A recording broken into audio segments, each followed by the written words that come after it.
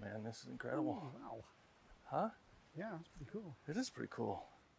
Hey, man, grab me a meat stick.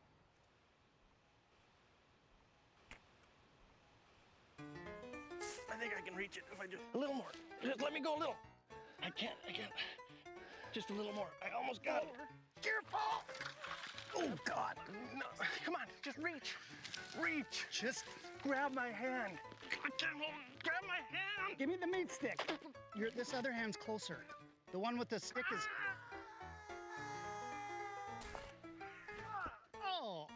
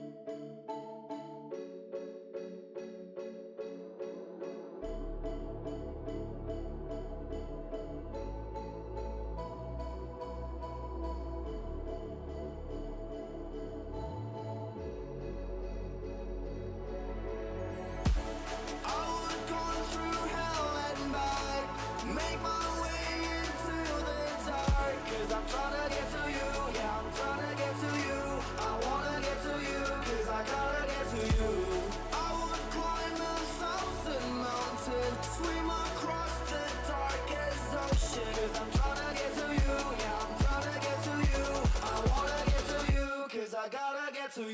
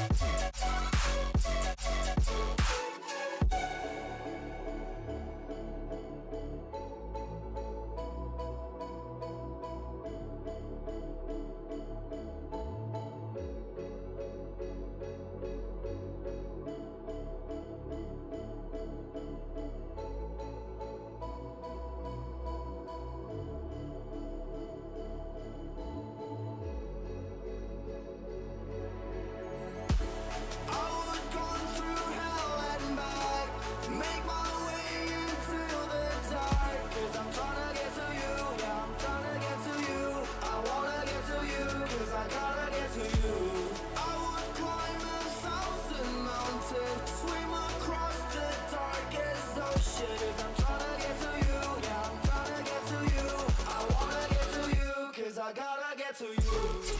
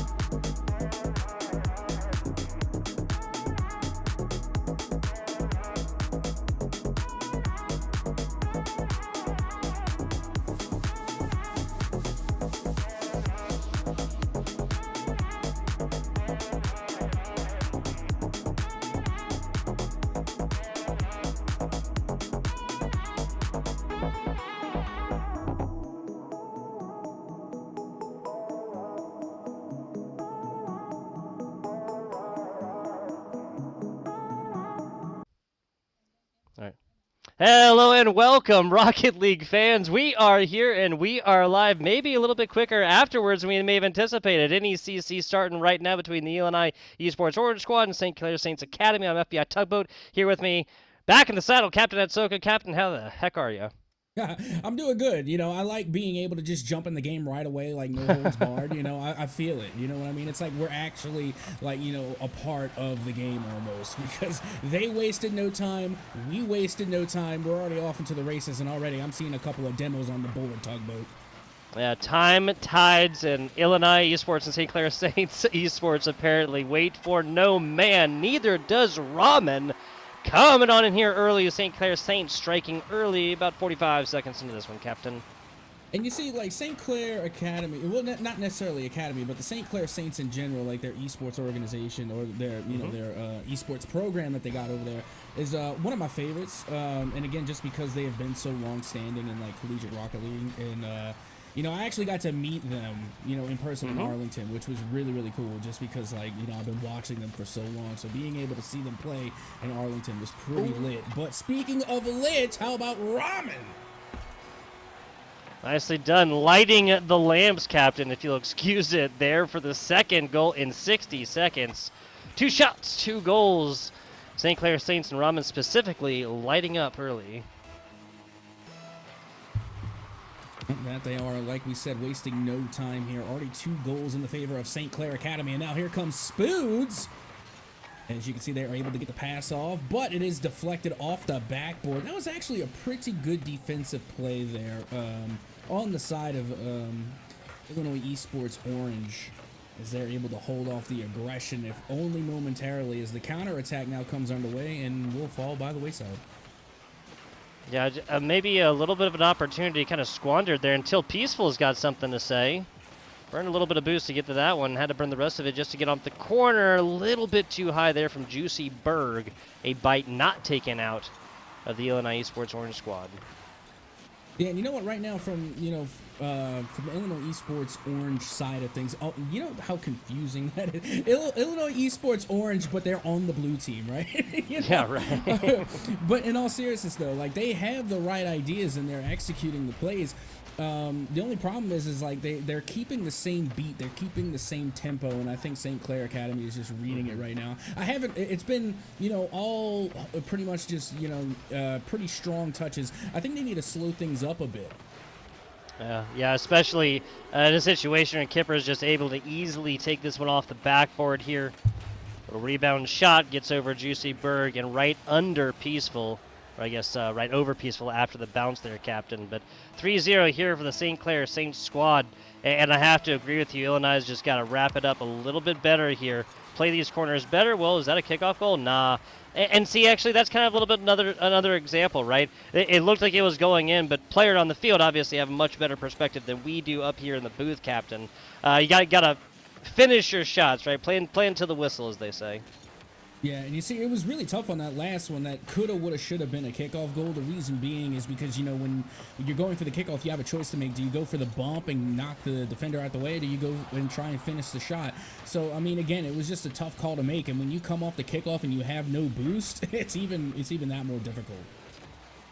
Yeah, tough decision. Tough decision. Fortunately, no real result right there. Okay, so nice stop there for St. Clair. Defense showing up as well as the offense. Nice tipper, though, as Prism is going to continue the offensive onslaught of the Illinois Esports Orange squad in the left and the blue. And so far, so good. Illinois able to come through and get the first goal for themselves of the series so far, and that's really the hard part, just getting that first goal on the board. Now, you can feel a little bit more comfortable now that the pressure is kind of off. A 2-score differential, a little bit more than 100 seconds. Still completely doable. Not going to be looking great if Illinois is tripping up over their own 2 feet and running into their teammates, though, Captain. Absolutely. Meanwhile, you can see once again Illinois is on the defensive side. You got Juicy Berg there off the backboard trying to create a little bit of space, but here comes Spoods, nearly able to get that one to go, and a big demo. Not going to be enough to hold off St. Clair as they find another. Yeah, so this is kind of coming off the back of that demo as well. No player across the middle. given that Illinois is dedicating a player into getting that demo, there's nobody back to take this more like kind of perpendicular, almost like parallel shot the way they were coming at it. 4-1 right now, 3-score difference in 90 seconds, definitely doable. We'd have to see something like almost categorically different from the offense of the Illinois squad. That is a solid start. Okay, give me some more of that, Orange. Yeah, like I said, Illinois, they have some great plays and they're getting down the field. They're just having a tough time finishing. And I mean, what really can you do besides, try and change up your play style? You have to come on with something different. If you keep, coming in with the same tenacity, the same aggression over and over and over again, St. Clair Academy is just going to be able to read it. Which is why, as I mentioned earlier, they should try like slowing down the pace, change the pace of play, and try and throw off St. Clair. I mean, Illinois haven't really like significantly possessed the ball for like a longer than maybe 10 seconds this game so far. It's about these longer sustained offenses and being able to put in multiple shot attempts and force the hands of these defenders. As it is, there's 30 seconds left right here, so they can find. I mean, they'll take whatever they can find at this point, Captain. But this game one effectively over. Yeah, I would have to agree. We have gone past the Rocket League time theory, which, when you come down to it realistically, you want to allot yourself 10 seconds per goal. And, yeah, we are far, we are far beyond that. So, yeah, I'm comfortable to say that this one is pretty much wrapped up, Tugboat. The last couple of seconds now ticking off the clock. Looking for one more for the road. Ramen able to get it to go. 4 shots, 3 goals, 2 assists, and a save. Ramen putting a solid candidacy forward for MVP just of game number 1, not overall of the series, at least not quite yet, Captain. This might end off in a 5-2, 6-1, something like this, but the result will remain the same. St. Clair Saints taking down game numero uno. With a little bit of flair, too. I mean, look, they're going for another one. All gas, no brakes. They literally were non-stopping. I mean, there was like zero chill from St. Clair Academy through that entire game. I mean, they recovered 12 shots. That is nutty. And then Ramen blessing my OCD here with a perfect 3-2-1 on the scoreboard. 3 goals, 2 assists, and 1 save, getting 5 shots on their own. Not only are they pulling down a great shot percentage, I mean, you're going 3 for 5. I mean, my goodness, but they have 100% goal participation. 3 goals, which is a hat trick, and 2 assists for the 5 total goals coming from St. Clair. I mean, homie was popping off. There's just no other way to say it. I gotta agree with there. It would have been. I mean, the nicest thing would have been 4 shots, right? So 4 shots, 3 goals, 2 assists, 1 save right there. But we will hold it against them. A fantastic performance, regardless, and still notwithstanding the joke there for Ramen in game number 1. Now this is a 7-game series, so there will be a little bit of wiggle room as we come through here. But that wiggle room will evaporate quickly if Illinois gives up 1, and especially obviously 2 games in the series, in the ensuing series. Yeah, you know what? I'm wondering if, like, possibly at some point in the future, ramen gets sponsored by ramen, some type of ramen brand. I would love to see that. That would just be, the cherry on top. Be perfect. But, be perfect. Yeah, exactly. Because, I mean, again, not to sound cringy, but, if I didn't bring you your daily dose of cringe, I wouldn't be doing my job. But, yeah, ramen's definitely cooking so far. I like it. I like it. Maybe, sponsorship in the future there, Captain. Peaceful. Taking this one to the corner. Kind of a solo play. Left on an island there until Juicy Berg has something to say. Goes for the defender right there. If there had been some follow-up, maybe Illinois could have struck first, but shoulda, woulda, coulda until Prism puts into the corner. Yeah, and a great redirect going all the way back the other way, but once again, Spoods being able to get back in time and kind of deflect that, not alleviating any of the pressure. As you can see, Peaceful gets a big demo, but no one there for the follow-up shot. That could have been a huge play. Now going the other way, FBI Tugboat, what happened?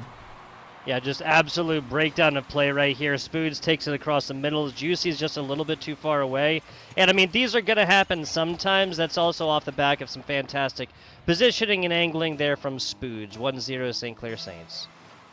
Oh, my goodness. That was Illinois' goal to get right there. They had the pass. They had the demo. And then I guess the follow-up was just too close because, again, they left their back net a little bit wide, but not only were they, kind of pushed too far up defensively in order to get the defensive rotation, but they were pushed too far up to even get that touch. I just felt like that was definitely Illinois' goal, but now, once again, Rahman able to get a goal for St. Clair. Yeah, Spooge kind of puts this right across the top after both Illinois players take a hit and a whiff on those ones. Prism gets nothing more than a front row seat to the second goal. And I mean, with 2 goals, 60 seconds game 1, 2 goals, 69 seconds here in game number 2. Is that going to almost a 3-0? Prism's got something to say about it. Back to the middle. This should be cleaned up, and it is. I mean, my goodness, right now, Spoods has been, pretty nice with the long ball. I mean, that first goal that Spoods attributed to, was able to just send it all the way downfield, and it went in on its own. This time, Rahman had a little bit of touch on the end, though, but Spoods, again, has been, playing the backfield phenomenally, not only on the defensive side, but clearly being able to lead with a lot of these cherry-picked fast break plays that end up going the other way. Yeah, just cherry picker's delight. It has happened safely once in this game so far, obviously multiple times in a 5-1 routing. The St. Clair Academy squad dished out in game number 1, but 2 minutes into this one, and at least so far we're seeing, less goals than we saw last time. As I say that, I thought that was going to be the third. Hey, we definitely would have gotten to hear our high-pitched little bell sound if we give it another day there, right? New update coming. And now take a look at this. Unfortunate. It just looks like Illinois is just kind of like bunched up. You had even mentioned it earlier. You alluded to it. Like they're kind of tripping over their own shoes here and running into one another. And it's just unfortunate because, when you give those small openings, like again, it's very minuscule. It's not like they're doing it, over and over and over again. It's just once in a while. But all it takes is that once and a small opening for St. Clair, and they will be able to put the ball into the back of the net.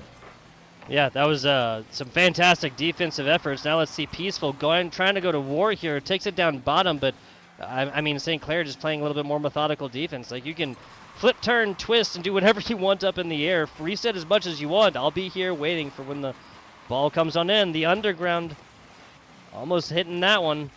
A nice dish off to the right side, and it's off to the races for Prism and Kipper.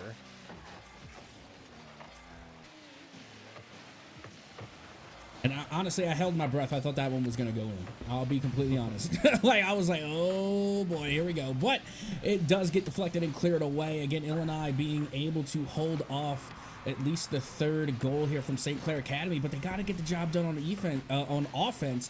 It just feels as though that they've been playing pretty much in their own half for a good portion of this game too. Spoods gets spoon-fed that one. Can't quite get the angle correctly, and this is quickly and immediately transferring on in, hit inside, but another Illinois player behind there. So, this wasn't a double commitment on the same ball, but this was 2 players pretty much in the same spot. Great read, Peaceful off the backboard here. Juicy trying to get something going. 50 ball in the middle. Spooge should be able to kick this up and does. Possession had off the backboard and a great clear. Yeah, there's definitely just like a lot of finesse coming from the side of St. Clair Academy, as now Illinois with an opportunity will be denied once again by Spoods. Spood is playing that third person back so well for this game too. Again, they have 100% goal participation, nearly 3, as that one got saved by Juicy Berg, and now time ticking further still. 30 seconds remaining, and there we have it. Illinois gets there first. I like it. This just got a lot more interesting, Captain. At Soka 1-2, so a 1-score difference here after Juicy Berg makes the final touch on this, putting it out of the reach and getting the demo just to rub salt in the wound a little bit. 28 seconds to go, and we do not have a victor of Game 2 yet. Nope, not yet. Time's still available for Illinois to try and equalize. 20 seconds remaining. Here comes Spoods with a nice touch and the follow-up. My goodness, again, that one felt like that shoulda, woulda, coulda been a St. Clair goal, but now here comes another opportunity for Illinois. Oh, Spooge barely touching this one to send it back against the backboard there with a big arcing shot that was looking beautiful, but a slow roller along the ground yields a victor here for game number 2. That is the St. Clair Saints Academy squad. Let's take a look at the numbers right here before I talk a little bit about some of the organizations that make competitions just like this one possible, Captain. Yeah, well, I mean, you're seeing 8 shots coming up from the side of St. Clair. Meanwhile, you're looking at 5 on the side of Illinois. And really, there's not that much of a difference. It was only a 1-goal difference. So, again, not too much love lost there. I mean, Illinois ended up coming away with more saves than St. Clair. But at the end of the day, it's that shot count. It's the possession game. And from the get-go, it has been St. Clair Saints just playing keep away from Illinois so far. Yeah, it worked really, really in game well. That kind of got away from game 2. Much more of an even-handed performance from both of these. But before we hop on into game number 3 here, I want to talk about some of the organizations, some of the people that make competitions broadcasted just like this one possible. First and foremost, that is our production staff on the day. That is Chippy. We're very, very much appreciative of her producing a way to making our jobs, Captain, as casters, that much easier. Very appreciative of Chippy. Want to give a big shout out here to Wenzel's Farms as well as G Fuel. Yes, fuel your game with Wenzel's Farms snack sticks. No mess, no distractions, just bold protein-packed flavor to keep you locked in. Whether you're grinding, ranked, or leading the squad, Wenzel's keeps you powered up. Grab a stick, stay in the game, crush the competitions. Wenzel's Farms, fuel for gamers and flavor for champions. Captain, they also have some really, really awesome marketing. Whoa, my goodness, ramen as well. Yep, that they do. Again, wasting literally no time. 10 seconds off the clock going into game 3, and already Ramen is on the board. I think Ramen saw Spoods, just performing so well in game 2, and Ramen's like, hold on a second, I need a bit of that spotlight back. Home Depot's greatest soldier. I have to wonder what that's referencing there. Juicy Berg walking the dog all the way inside, though. Juicy Berg got the hat tip on the profile picture earlier, right? Fantastic name as well. It's getting to be dinner time. Oh, good finish there from Juicy Berg. That was eerily similar of the previous kickoff goal that they could have had, but they weren't able to finish. That time, instead of going for the bump, they just committed to the ball, and they were able to force it through. Great play there from Juicy Berg in order to equalize here early. Ooh, solid hits right there. Trying to clean it up is Peaceful on the backside. Spoods takes big boost in their pocket on the way out right here. I believe the other teammate took side boost here, so maybe an attempt to starve the resources of Illinois Esports, Captain. And now coming from up on high, Juicy Berg able to get the save, but not necessarily clear it away. And another last-second save coming through to send that one off the sidebar. But my goodness, St. Clair bringing the ruckus so far here in Game 3. I mean, I feel like they have just been on the attack nearly nonstop. As you can see now, Illinois going for the counter, as that one's going to go off the side. Bang. The follow-up is good. Peaceful chooses war on this one. 1 assist, a shot for a goal here as Illinois Esports takes the lead for the first time in this best-of-7 series, Captain. That is a very eerie goal explosion. Just direct. It's eye contact, the goal explosion. Like, again, very, very eerie. And another kickoff does go the way of Illinois, but it goes back the other way. As you can see, Kipper off the side of the wall, looking for a touch, does get denied. Spoods now drops it right back down low, gets bumped for their troubles. Good 50, as that one's going to go just a little bit too wide. Once again, St. Clair with the aggression. Still keeping it into the corner here. St. Clair, there's Ramen just doing Ramen things. 3 shots, 2 goals, getting it going in Game 3, same way they did in Games 1 and 2. Yeah, for better or worse, whether they're, winning or losing, they stick with that gung-ho play style. I mean, literally all gas and no brakes. They just don't hesitate. And that's one of the more important things in any esport, nonetheless, Rocket League, is you just can't hesitate. Once you commit, you've got to stick it through, and that's one thing that St. Clair excels in. You know what they say about split decisions. You wait too long to make a decision, and eventually that decision will make you. That is so true within Rocket League, and that it could not be truer than in your Division 1, this being Group B, of course, matchups, just like the things that you're seeing on the screen right now. Solid follow-up right there, forcing the hand of the Illinois defense. And Kipper able to follow up, and looked as though they were trying to go for a flip reset. A little bit strong, though, as once again St. Clair forcing the issue onto Illinois. Tries to drop off the waterfall, will be denied. But St. Clair, Tugboat, they have just been doing so well patrolling that midfield line. Yeah, every goal so far for Illinois has been absolutely earned. St. Clair's defense flying high right now and doing a fantastic job when they do get clears, but Maybe test it here in a second. Nope, not until Prism tries to put this up. It's just going to fight in the middle. Now a shot inside and a great block from the top post right there. Yeah, every time I think Illinois is about to get another goal, like someone from St. Clair just comes flying in out of nowhere. Like I can never keep track of all the St. Clair players at the same time. Very difficult, very difficult. Inhuman performances right now from St. Clair. Kipper getting demoed out here. Immediately gets on the defense with 33 in the tank as well. Demo play is something we could talk about a little bit as well. Like sometimes worth, sometimes maybe a little bit of a mental factor, but sometimes you're literally just allowing your enemy to reposition with a third tank of boost. Yeah, it just feels like mostly just kind of like off-screen demos. Like, don't get me wrong, that one was definitely on the screen, like in-your-face demo. But we haven't really seen a demo play like lead to a goal or have a groundbreaking play. Bottom. Yeah, it just kind of seems like the demos are, you know, kind of, you know, just not necessarily like a little bit, yeah. It's like a little bit extra here. Maybe not 100% necessary because, like, again, you gotta get it in there, you gotta get the hit, and then you gotta get something going in the bare seconds that they're happening afterwards, and that is exactly how you transition demos into offensive opportunities and offensive opportunities into a goal. Tiebreaker coming in here for St. Clair after they go down early in this one for the first time in this best-of-7 series.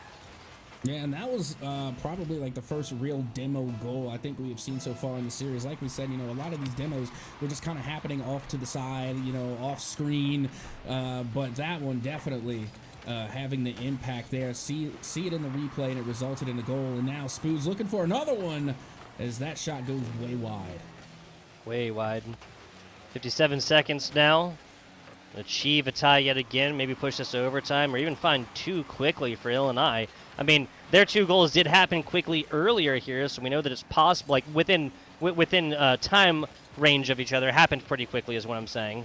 So it's reasonable to expect that it can happen again, but will lightning strike twice, or I guess at that time it'd be 4 times Captain Etsoka, is yet to be seen. Only 30 seconds remaining to find a goal. I mean, very doable here. I mean, we've seen a lot more done with a lot less. The question is, can St. Clair hold on to this 1-goal lead? Juicy Berg tried to put that one on and in, but now is going to go the other way, and more time ticking against Illinois. Back on over the corner. They cannot spend this time in the defensive half. They need to clear. They need a big one. They needed 3 seconds ago. That is going to be the nail in the coffin here. 2-score advantage, 8 seconds. Again, folks, it is technically possible. Not saying that a squad like Illinois can't do it. It is just massively, massively unlikely. Yep, absolutely. We already talked about the 10-second rule before.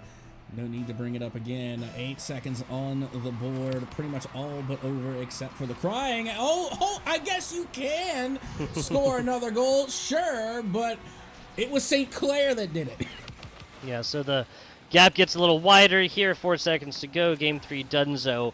This is going to be match point against Illinois. Captain, I'm trying to think a little bit about what exactly Illinois can do to bring this back, because I mean they had a real close game 2, and then there were game 1s and game 3, which were a little bit different than that. So honestly, they just need more field positioning on the midfield. Every time I look at the midfield line, I feel like it's just St. Clair just keeping hold of that positioning. So Illinois, they really need to force the issue at that midfield. And like I said earlier, you know, slow the ball down just a little bit. Like they take the ball in and they constantly push towards the goal, and they just keep, you know, trying to push their possession closer and closer still. And then whenever St. Clair is able to get a touch, it clears right over their heads, and St. Clair is able to take it the other way. So they need to, again, position a little bit wider out and start having a little bit more field presence across the field instead of just, you know, kind of like grouping together tight-knit, because, again, they're just leaving too much ground for St. Clair to work with.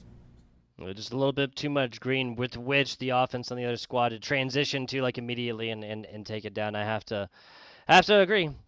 Want to give a shout out to one of other sponsors here. That is, of course, G Fuel. Yes, bang. There you go. There's the code NECC20 right above Captain Etsoka's head. And go on over to gfuel.com. Use that code to get a little bit off your next purchase of some delicious G Fuel. G Fuel obviously needing very little introduction, Captain Etsoka.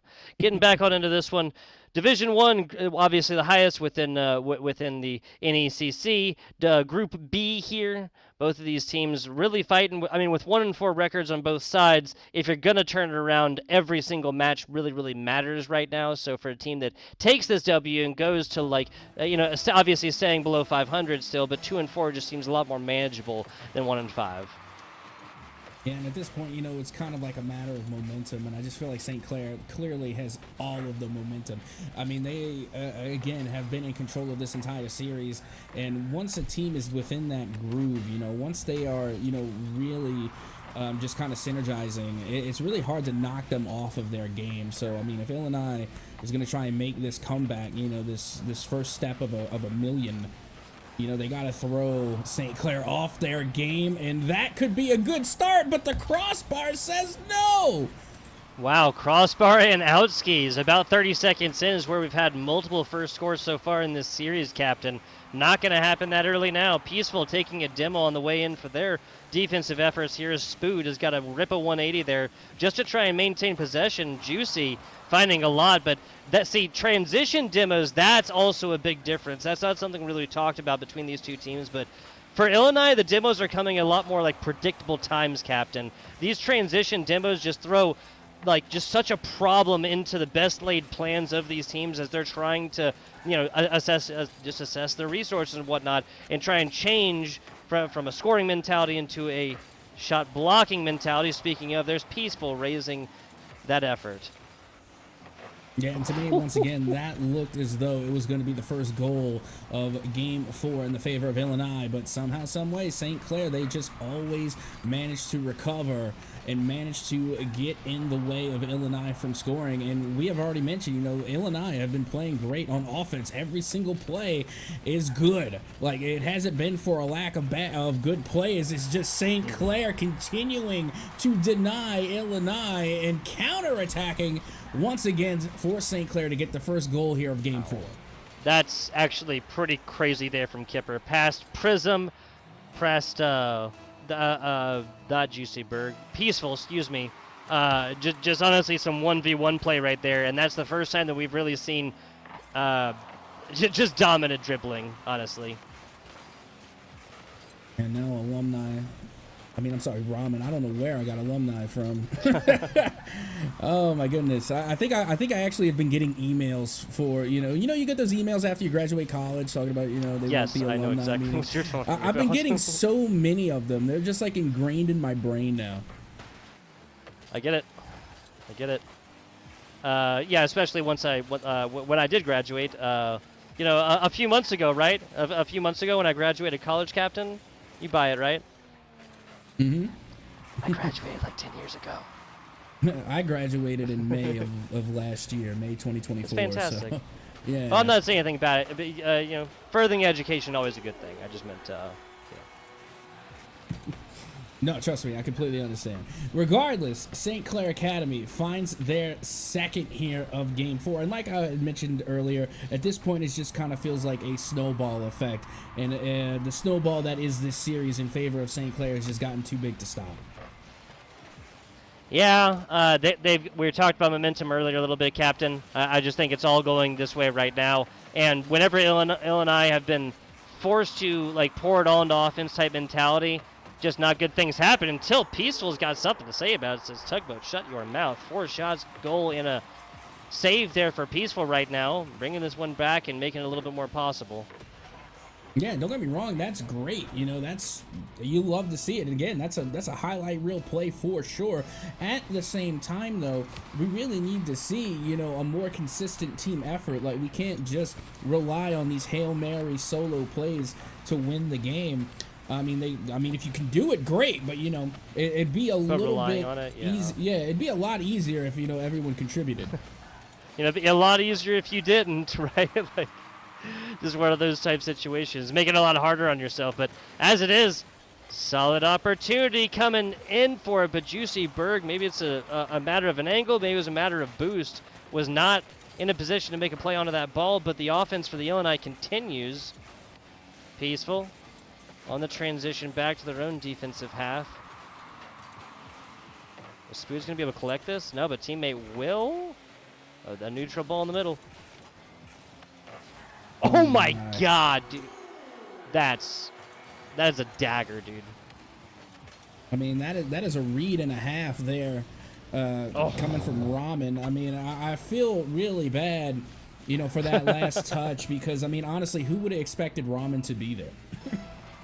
That was insane stuff right there. Gotta say, insane stuff. Who would have anticipated, right? Like deep in their own third, where nobody else is out there, you don't really know, and then Peaceful's like just trying to clear this ball, right? On his day's work. It turns out to be a lot harder said than done. But again, that brings back to the point we were making earlier about positioning. You know, being able to you know, really get a majority of field coverage, and that's why it's important. Again, to get that field coverage, because the more coverage you have on the field in your positioning, the more opportunities there are for you to score in plays like that. That's why it is just so important to really have the upper hand when it comes to positioning. Lock it down. A shot across the bow there from St. Clair, letting them know this game still has 30 seconds to go. 2-score differential, so the insurance goal has been purchased. Solid 1 and 2, trying to follow it up. That should be it. It is! Peaceful, 6th shot, 2 goals, and a pair of saves. Peaceful putting the team on the back right now.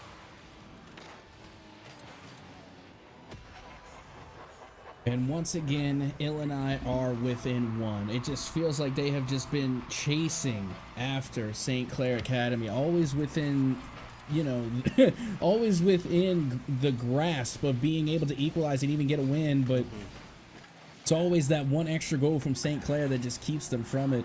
And again, I was laughing because of the quick chat. One of the players from Illinois said, "Party up after this," you know. Quick, you know, party up afterward. You know, good game, GG. That's gonna be it. That's gonna be it. Hey, what iron sharpens iron, right?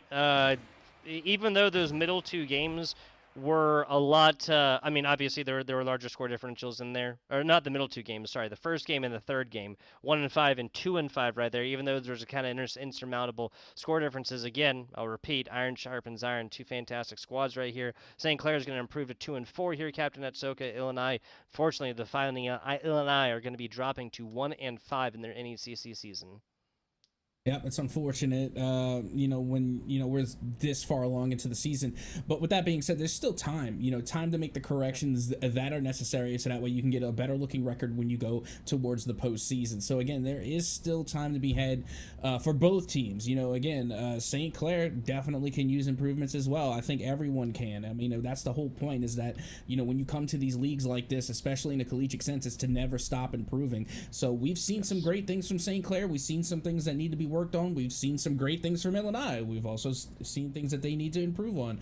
And like I said, they just need to not get down on themselves for today's performance, today's outcome, and just look towards the next game. I always say, not winners and losers, winners and learners, Captain Atsoka. And fortunately for both of these squads, there's kind of learners on both sides, because like you said, like I kind of mentioned as well, yes, there are some bigger score differentials. Yes, both of these teams have things that they could definitely clean up right here. There were not any shutouts by any means. There were several one-score games right here. Both of these teams can feel confident moving out of this one. You know, not even, you know, taking into regard whatever season records and whatnot. We got that was the first of triple helping here of NECC Rocket League. We'll be moving on down to Division 2 after this one. That is the University of Florida Blue taking on UCF. Yes, the Central Florida squad, battle for Florida here, Captain. The UCF Knights Academy squad, again, that's University of Florida Blue.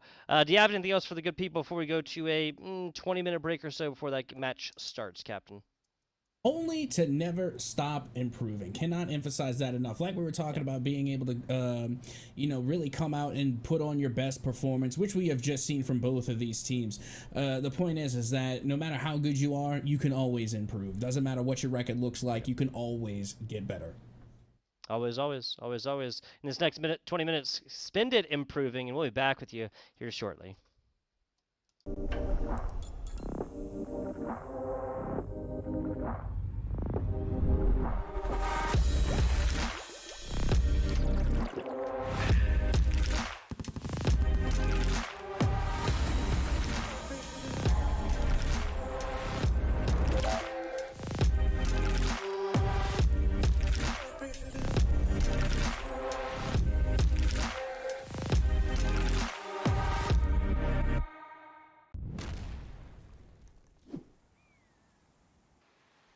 Oh man, this is incredible. Wow. Huh?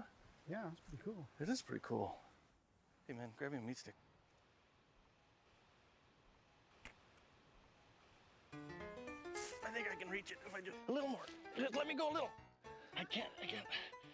Just a little more. I almost got it. Careful! Oh God!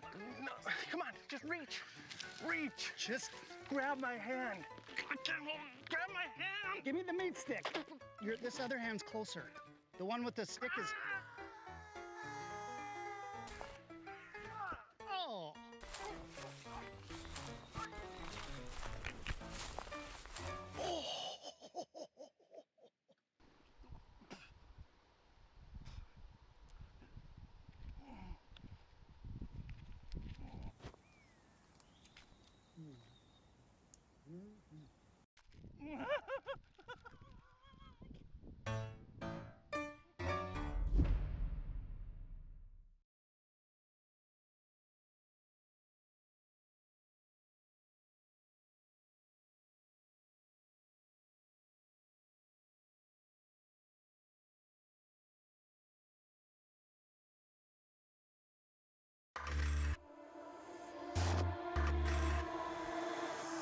I stand back and I watch you explore in perfect vision, like I've been here before. Falling faster, I try to ignore. I see you, I see you.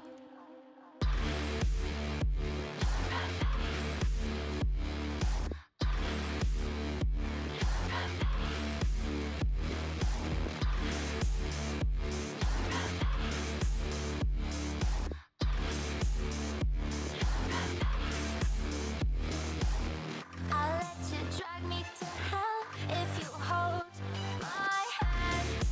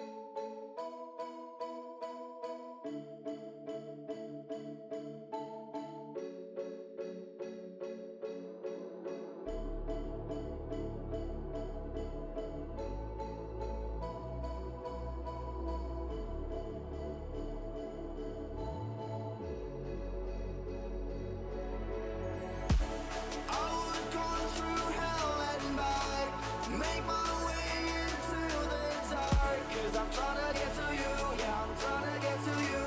I wanna get to you, cause I gotta get to you.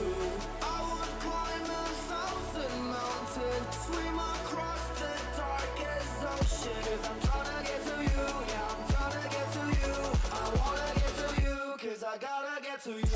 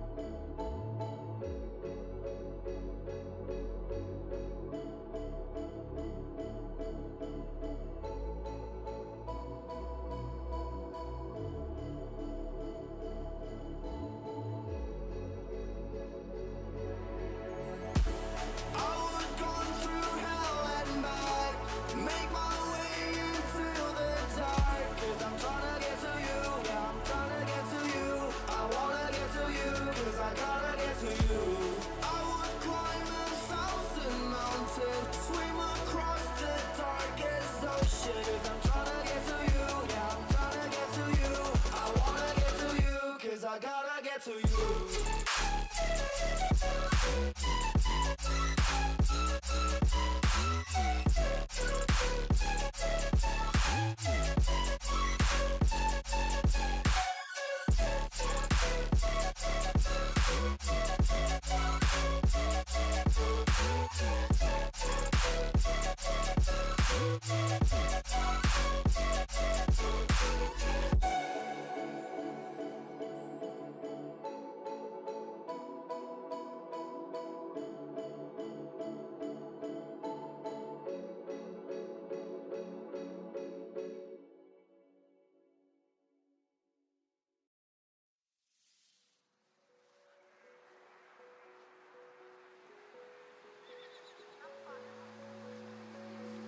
I used to view you as a mountain that I couldn't climb at first, but I've only stumbled over diamonds and I no longer fear the worst.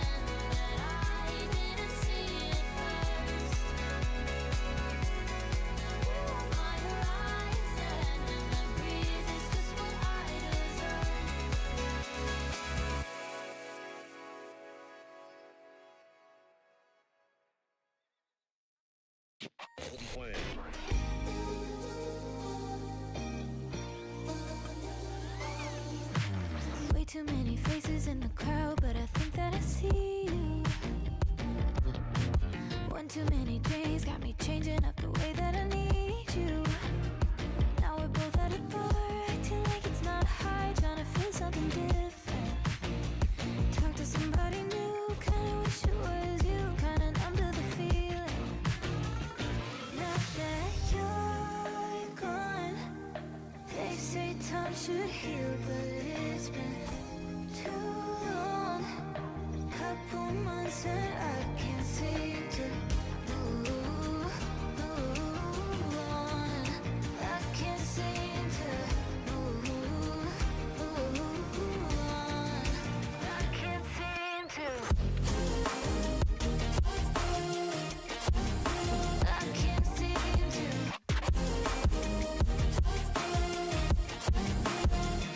Not that you're gone, I can't seem to.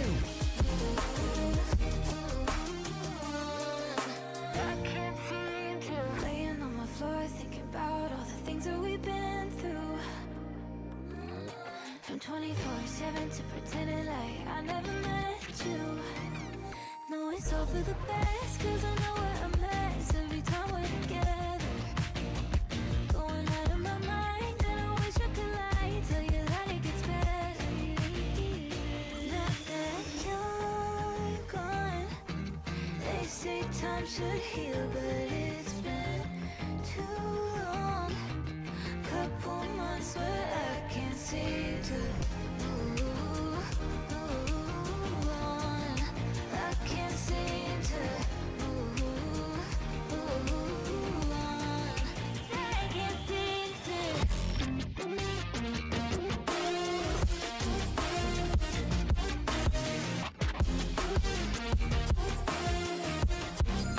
I can't seem to. I can't seem to.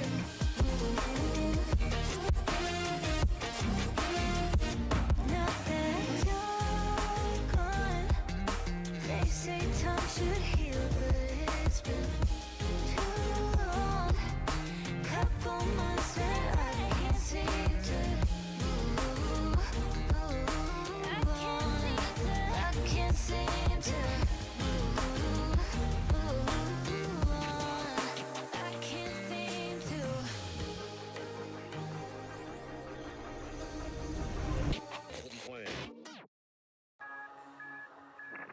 You have habits just like me.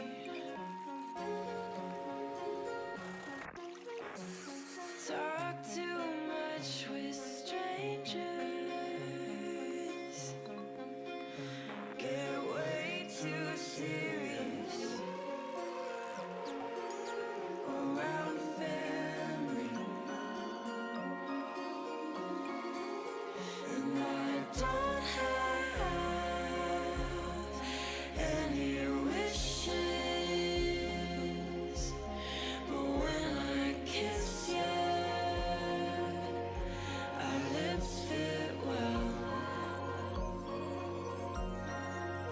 And I don't have expectations, but when I daydream, I fall asleep. And our hands melt.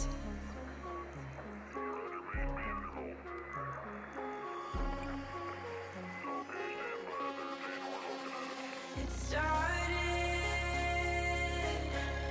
out as teasing, but I had deeper meaning when I touched your chest.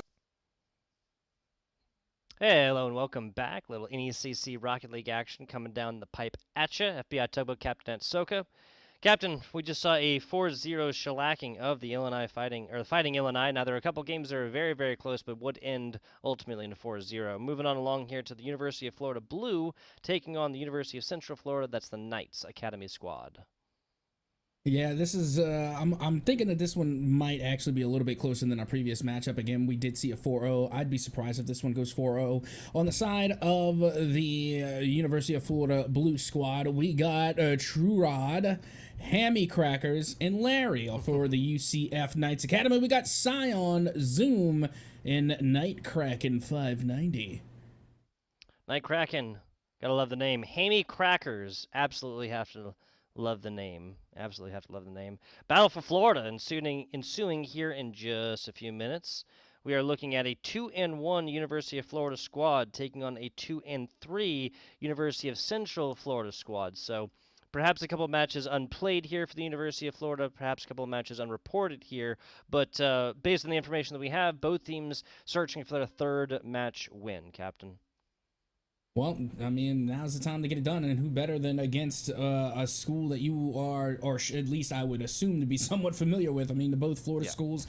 I have seen both of these teams participate in the NECC. So again, this is these two teams should be no strangers to each other coming into this one. No strangers whatsoever. Rivals in lots, a laundry list of traditional sports as well, obviously being geographically not too far away. Taking a look at Zoom here for the UCF Knights. They try and put it down the middle. Night Kraken off the wall rebound here. No boost to be spoken of as the UCF Knights offense may be a little bit stagnant here early. Yep, and just as, you know, usual couple of first seconds of the match goes, just a little bit of boomer ball. Like, we could see right there that Scion trying to slow things up just a little bit, but it's pretty much just going to be a tug-of-war at the midfield for now, at least.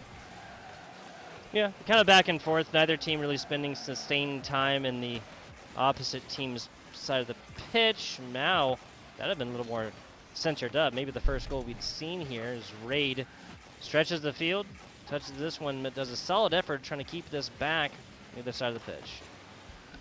Now, right now, University of Florida Blue actually, you know, feels as though that they're kind of winning the possession game. That double commit's not going to do them any favors, though, as now this one will go the other way, and Hammy Crackers is there to get the save and not necessarily clear it away. Yeah, not just a save, but an epic save right there and an awesome effort. Forcing the hands after the double commit on the offense. Florida trying to stretch this back on out. Zoom tries to put it down to a teammate. Scion takes it off the wall. Probably going to have Zoom come in at this one. Tries to get it out. I think might have actually slowed this one down a little bit and made it a little bit more possible for Scion to make a play on it. And still 0-0 with nearly 2 minutes of regulation gone. But hold the phone. Here comes Raid to put this one up and over and get the first goal of the series. Yeah, the 0-0 call was very fair there, Captain. This is just a more methodical play. Raid also makes that happen with just a little bit of boost as well, kind of showing how dangerous they can be, even with just a little bit of the tank. 1-0 lead here for UF Blue in this best of 7 game series. Here now you can see Scion once again trying to lead the attack here for UCF, but not much doing as the cross does come through. And now back off the backboard, it goes towards that midfield line. And now Zoom looks to get the touch, but they are beaten to it. And now the pressure is back on again to the defense of UCF. Zoom kind of hanging out, waiting in the wings for a side boost. Picks that one up, that 100, burns it all to get to the corner and tries to transfer this ball on over. Hammy Crackers comes up for it, looking a little dangerous, but gets met by a defender, and this ball goes singing the other way. Yeah, I'm seeing a lot of, you know, pretty much just like the UCF team are able to corral in the ball, and, you know, they're able to get some fantastic ball coverage. But once they cross that midfield line, it's almost as though they kind of give up possession until finally Scion able to get the touch to get it to go for UCF. Yeah, trio of shots, and the third one finally lands here for Scion. Right up close and personal. It just threads the needle over to the right side of these two defenders. 2:20 left on the clock and a tie ball game here for game 1 of possibly 7. Also, I think there may have been a pretty cheeky fake there from the initial touch, as it looked like they were going to try and just dagger it in, but left it for their teammate instead. And instead, that's a great heads-up play. And now we have ourselves a tie ball game right above the 2-minute mark. UF Blue once again on the attack, and a big double commit could leave them vulnerable as Raid once again will put it up and in.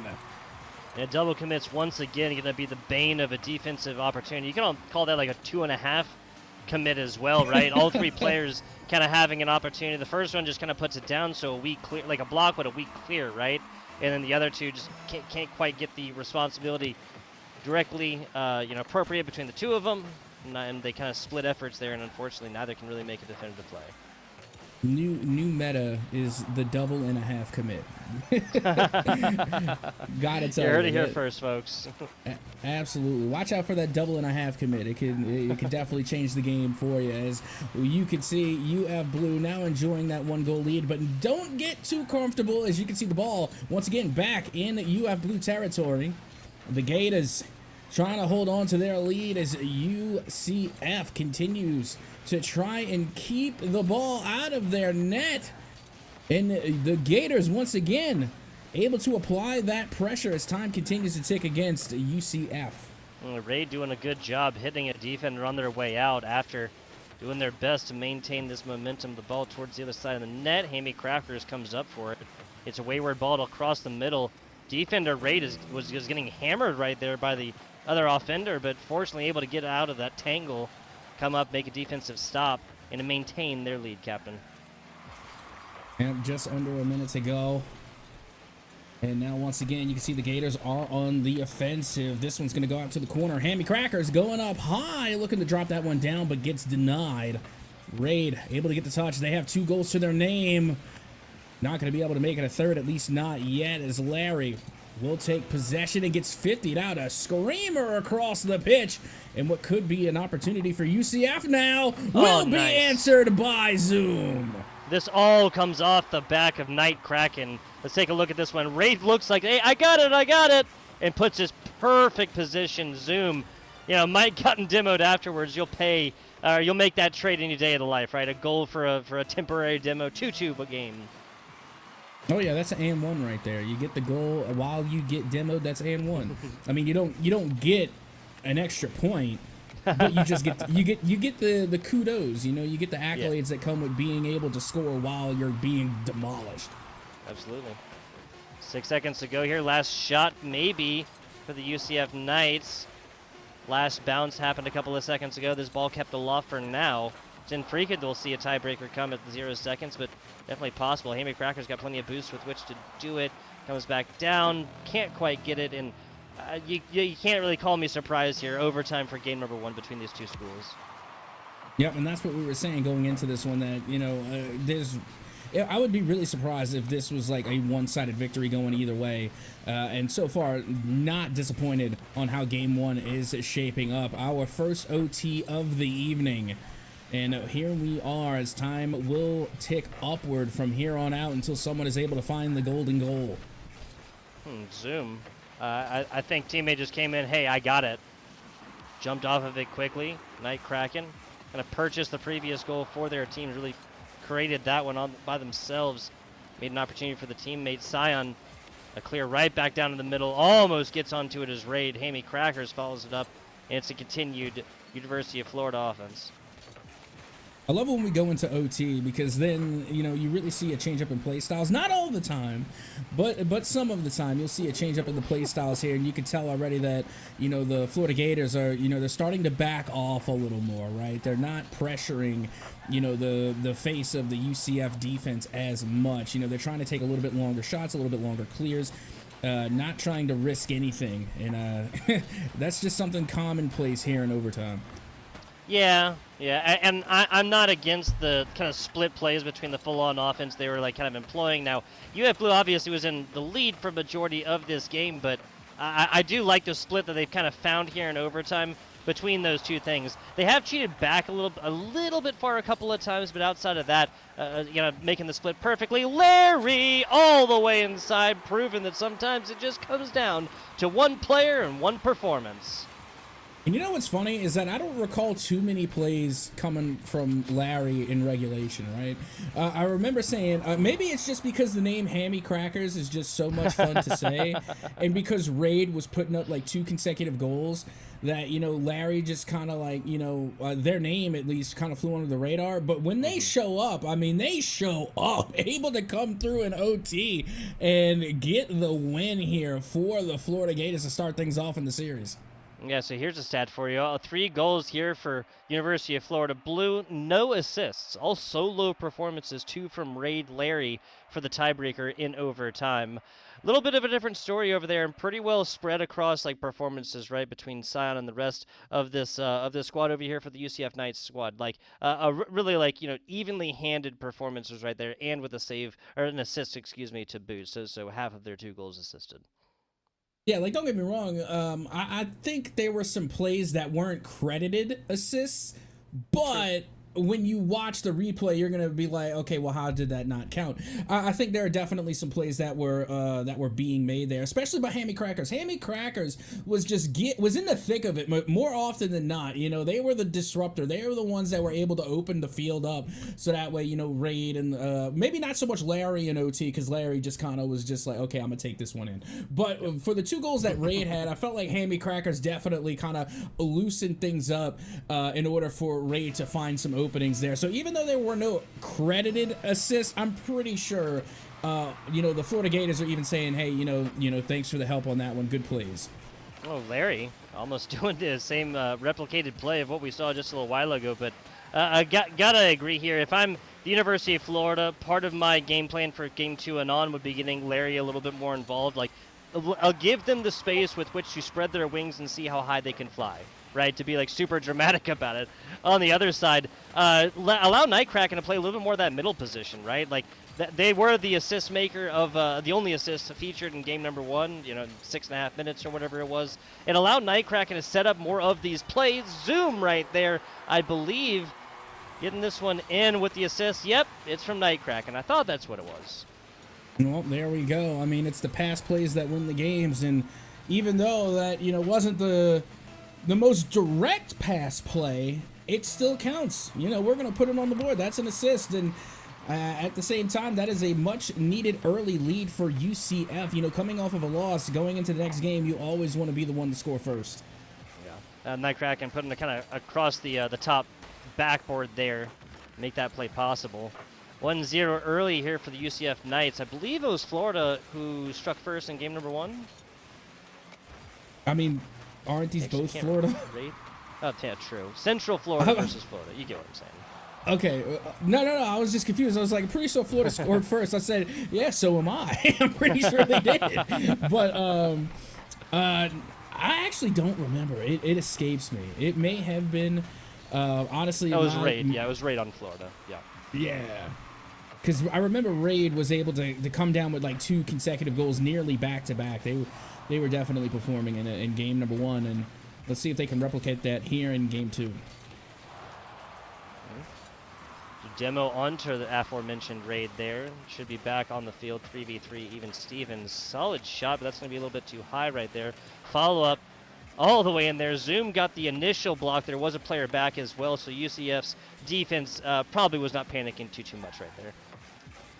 Yeah, look at Raid trying to do it again. Looks for the musty flick, but unfortunately that musty was a little crusty. Not going to be able to get it to go as this one now. Zoom again trying to make the magic happen. We're seeing a really big turnaround from UCF. A little bit more attitude with how they handle the ball and, you know, how they run it upfield. You know, I feel like they're feeling a little bit more confident after that first goal. You got to at least a little bit, right? Like kind of showing off what they can do, especially how early that was. A bouncing ball, nicely done. Nightcracken was lauding them about their middleman positioning and kind of setting up plays, showing up on the defensive side, and some great playmaking, ball blocking skills. Hold the phone. Hammy Cracker is able to tip this one in. A little tap-tap-tap-a-roo. How do you do? We have ourselves a tie ball game, Tugboat. Yeah, interesting how this even really unwinds. I'm not sure if this is a fact of the Knights like kind of slowly transitioning back in the defense, just cheating up too much, or maybe making a miss right there. Kind of missed it. I'm not 100% sure. Now, I'll tell you what happened. They were thinking this like, they can't score that. Oh, wait. Yes, they can. Literally the story of my ranked career. Regardless, Raid, once again, back on the attack for the Florida Gators.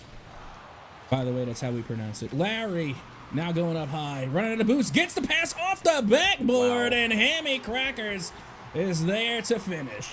There you go. We saw Larry with the overtime performance to take the W for this team in game number 1. Now the setup play there for Hammy Crackers. Probably my favorite name of these 6 players, I gotta say. Big shout out to Night Kraken, you know, kind of classic gamer name, but Hammy Crackers, just funny. It makes me think of like those Lunchables, you know, the Oh, ham yeah. and cracker Lunchables. Those are the only ones I actually like. That and the pizza. I can't remember literally anything else besides like the little like mini kitty charcuterie board that is like those Lunchables there, as Larry puts in another one, and the pizzas. Yeah, I can't think of any other ones. I mean, there is a lot, but we're going to save that for another time because we Okay, can sit. fair I can enough. sit here all day and talk about Lunchables because there are many more. But with that being said, there are many more goals to be had here in this game. This is only game number 2, and just like that, I mean, UCF were leading the game, and all of a sudden, in a matter of 2 minutes, and I'll give you an extra 30 seconds for the Florida Gators to come away and score 4 unanswered goals. Wow. Yeah, so Larry won't be credited with an assist right there, but this only happens. There's not a UCF player back because of the defensive efforts right there and kind of just the body blocking skills. Well, that's a solid shot to make this a little bit more interesting. It's going to be second shot attempted there for Night Kraken. First goal made in, thrown assist, and a save in there to boot. Fun fact, that season 14 grand champion was the last GC tag that I managed to acquire before my retirement. Retirement. Gotta hang up the Yeah. sticks eventually, right? I get it. Yeah. And then I picked up the mic instead. And Zion is going to pick up another goal for UCF. Okay, again, this just got a lot more interesting. What this was, I mean, we were talking about the spurts, the bursts of scoring, right? UCF, okay, they take one, but then it's 1, 2, 3, 4 from these Floridas chomping down here. Well, 2 quick ones. I mean, it feels like just a second ago that it was, 4-1, and this is feeling almost out of reach. UCF brings it back to 1, and this is completely doable. But for me, a second ago felt like it was 1-0 for UCF, and now all of a sudden there are 6 other goals on the board. I mean, my goodness, they score in bursts as they are just not stopping. All of a sudden, Wow. like, we go through an entire half of regulation with only 1 goal, and now here we are in the second half, and we're just gonna add 7 more. Yeah, Hammy Crackers here. Texas hat trick because, as we know, everything bigger down in Texas. Hammy Crackers with 4 goals as of right now. I believe at least 1 assist as well, but 60 seconds to go here, and the gap just widened a little bit more for the UCF Knights, just with a little bit less time. Hammy Crackers now in control, doesn't have any boost left though, and a wide open net going the other way. Could be a scoring opportunity, and why not? I mean, let's just keep the goals coming. Raining down like manna from the heavens here. A solid takeaway from Scion equals into an opportunity with just a tiny bit of boost. 4 shots, 2 goals, an assist, and 2 saves there for Scion on this game.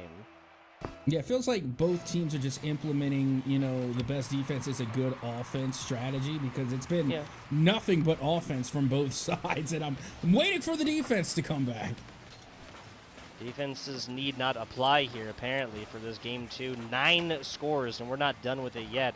If we get one of the UCF Knights, we'll get at least 11 from the top rope. Larry, but Zoom has already read this story once, knows how it ends. Gets up there and interrupts that with 20 seconds to go now. Yep, and here comes Larry. They got a little boost to work with, not a lot, but a little. And at this point, with the Florida Gators, they don't even really have to score again. They just have to keep UCF from scoring. Big demo coming from Larry to pretty much just annihilate what coulda, shoulda, woulda been a pass play. And that might do it. I honestly think Larry on the demo might have been what kept the lead for the Florida Gators here in 0-second territory now. As finally that will do it. UF Blue take game 2. Yeah. Rule to keep the ball up in here too, till the end right there. UCF trying to convert that one into a shot attempt, really, but it's just difficult to get that up there. Taking a look at the numbers here, and we see a little bit of a breakaway. Yes, a little bit of a breakaway in shots attempted here. They could perhaps explain that burst of scoring there for the University of Florida. 13 total, staring down the barrel of only 7 from the UCF Knights. Yes, indeed. And then, when we talk about that shot disparity between the two, you would think that would result in a bigger scoring gap of just one goal. Once again, we're back in that one goal territory. Even though one team got 13 shots, the other team got 6 or 7. You would think there'd be more goals, but no. I mean, again, we are seeing a shooting frenzy that had been coming out there in game number 2, and I'm wondering if it's going to continue. More often than not, when I see games like that, at least from, my history, commentating, casting, playing Rocket League, is that the next game usually ends up being like a snail crawl, because then everybody knows each other's tactics, they know what they're going to be going for, they know the type of plays they're going to set up, and then it just becomes an absolute stalemate. And again, I hope I'm wrong, but usually when I see blowout games like that, it's followed by a stalemate. Yes, like a 0-2, 2-1 overtime, something like this. Even 1-0s there in overtime, which in a way are kind of like my favorite as well, right? Because it shows great defensive play that maybe can be a little bit harder to understand and appreciate. But also, it just makes the shots more challenging, and that's when you get to see offenses become really creative. Like, there's nothing wrong with the fundamentals. The fundamentals is going to win you games. 100% Rocket League. But when you get those highlight reel, montage-worthy plays, that only comes from, big moments. But Zoom aren't going to wait for a big moment. They're just going to strike within, like, the first, 26 seconds? 22 seconds? Yeah, crazy. This is a bad read from the rebounding ball, right? Larry probably should have just... honestly, either nosedive on this and sent the thing flying, because where they were on the angle, like, you couldn't have really hit it inside. It would have at least bounced against the wall again. I'm not 100% sure. Also, it's very easy to make calls like that from the booth, right? Oh, absolutely. What? And now Raid, okay, maybe what I was saying was just complete and utter nonsense, because 2 goals already in a matter of 33 seconds. Bro, all 3 members right there. Knight tries a backflip for it, can't quite get there. I mean, it's hard to cross the kitchen with that many cooks, Captain. Well, here we are, a tie ball game early. After 2 consecutive goals, 1 apiece. Raid now trying to push the issue here onto UCF's defense, as that one's going to get cleared off the ceiling and pinch. Larry now with the follow-up, able to put it back into UCF territory. The follow-up shot is on target, but Scion gets the save. Yeah, Scion, fantastic positioning, even better reading, watching this play unfold as it came. Larry nowhere to be found, and gonna be really glad that Hammy Crackers. Right place, right time, sometimes it's all you need. I mean, honestly, that's, I don't know, it feels like 90% of my gameplay is not any particular skill, just, happen to be at the right place at the right time.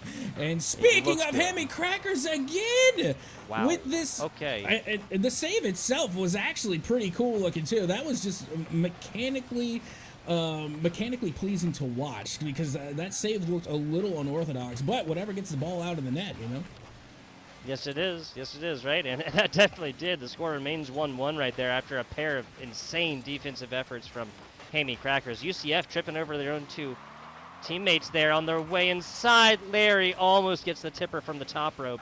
Not quite going to find it in the stalemate. The tie here remains. That it does. Just 3 minutes left to go. And now this is the kind of the stalemate that I was expecting to see, the 1-1 low score line, but still a lot of time left to go here. It was just surprising to see those 2 goals come in so quickly. And now we are approaching halftime here, as now the ball will go a little bit way wide, and possession should go back to the Florida Gators. Florida Gators. They've done it twice by 1 score, even though it looked like it wasn't going to be 1 score in that game 2 for a while. Shot down bottom. Larry grounds the ball on the clear right there. It's frequently inadvisable, almost because of that reason. I thought this UCF Knights player was going to be able to tip that one in at the weird angle, even with only a little bit of boost. Yeah, I really thought so too, especially because we didn't see the bump play, but we did see a pretty cheeky Goomba stomp, which, at least bought some time for the shot taker to, to find an opening there. But once again, here we are at the midfield line, featuring none other than Larry.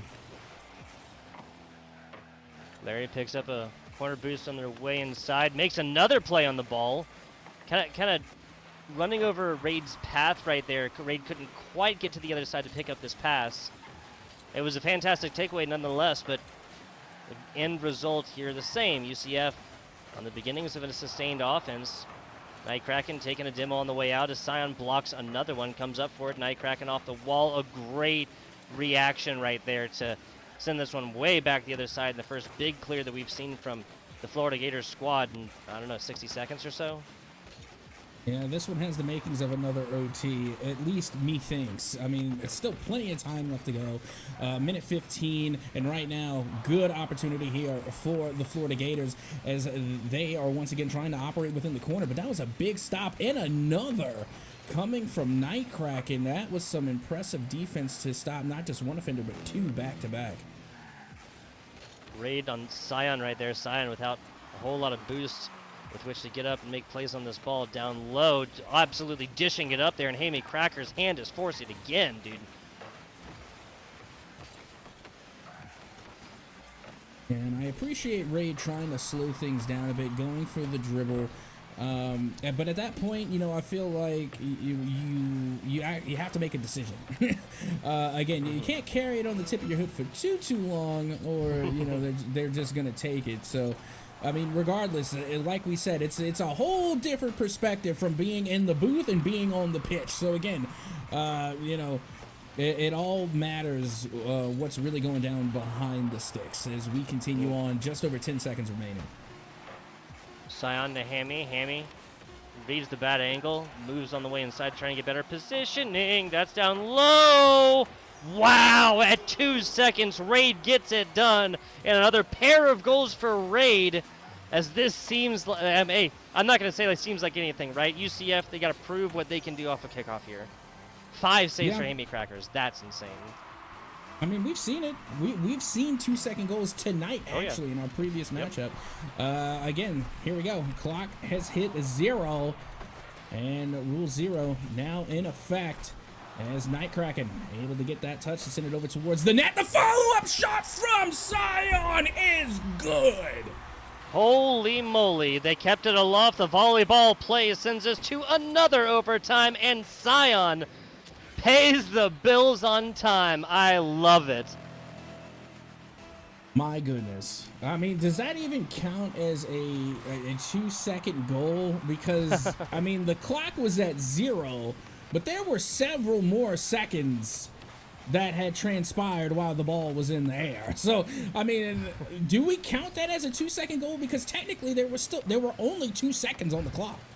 It's like antimatter, right? It's negative time. That's with which they had to go forth and make a play on that one. Hammy Crackers beaten feet here.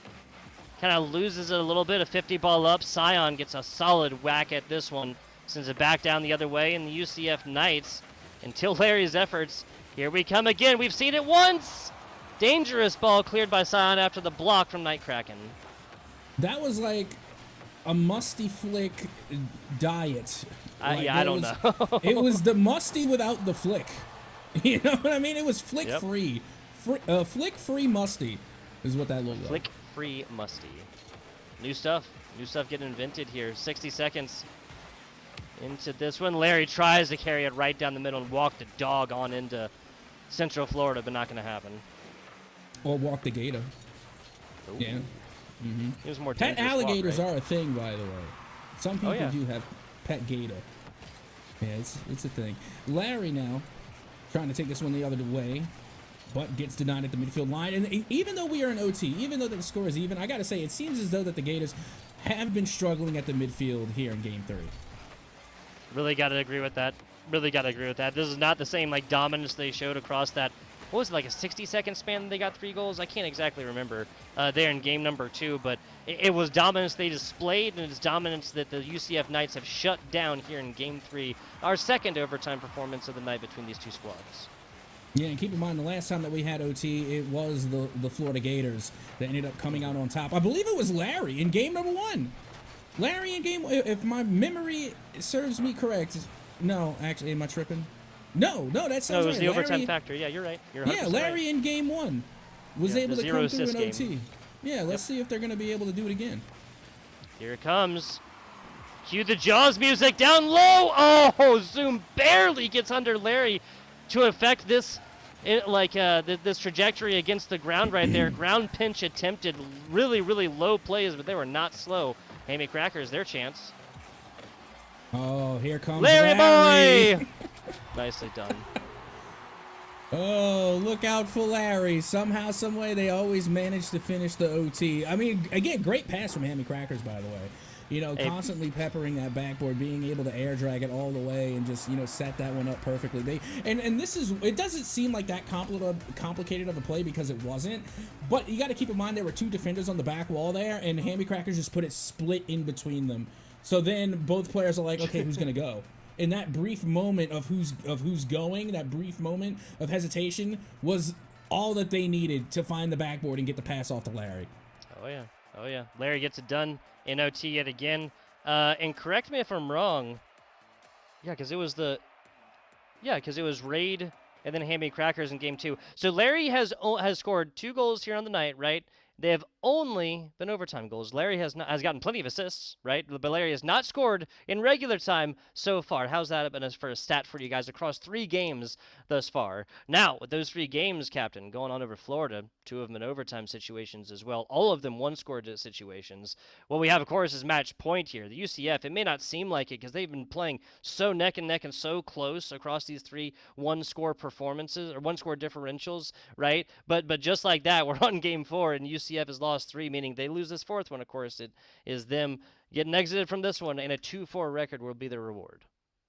Also, just got to point out, I mean, we were talking about statistics. I got to point out Hammy Crackers coming down with 7 saves. That's 2 hat trick. I mean, 2 savior medals.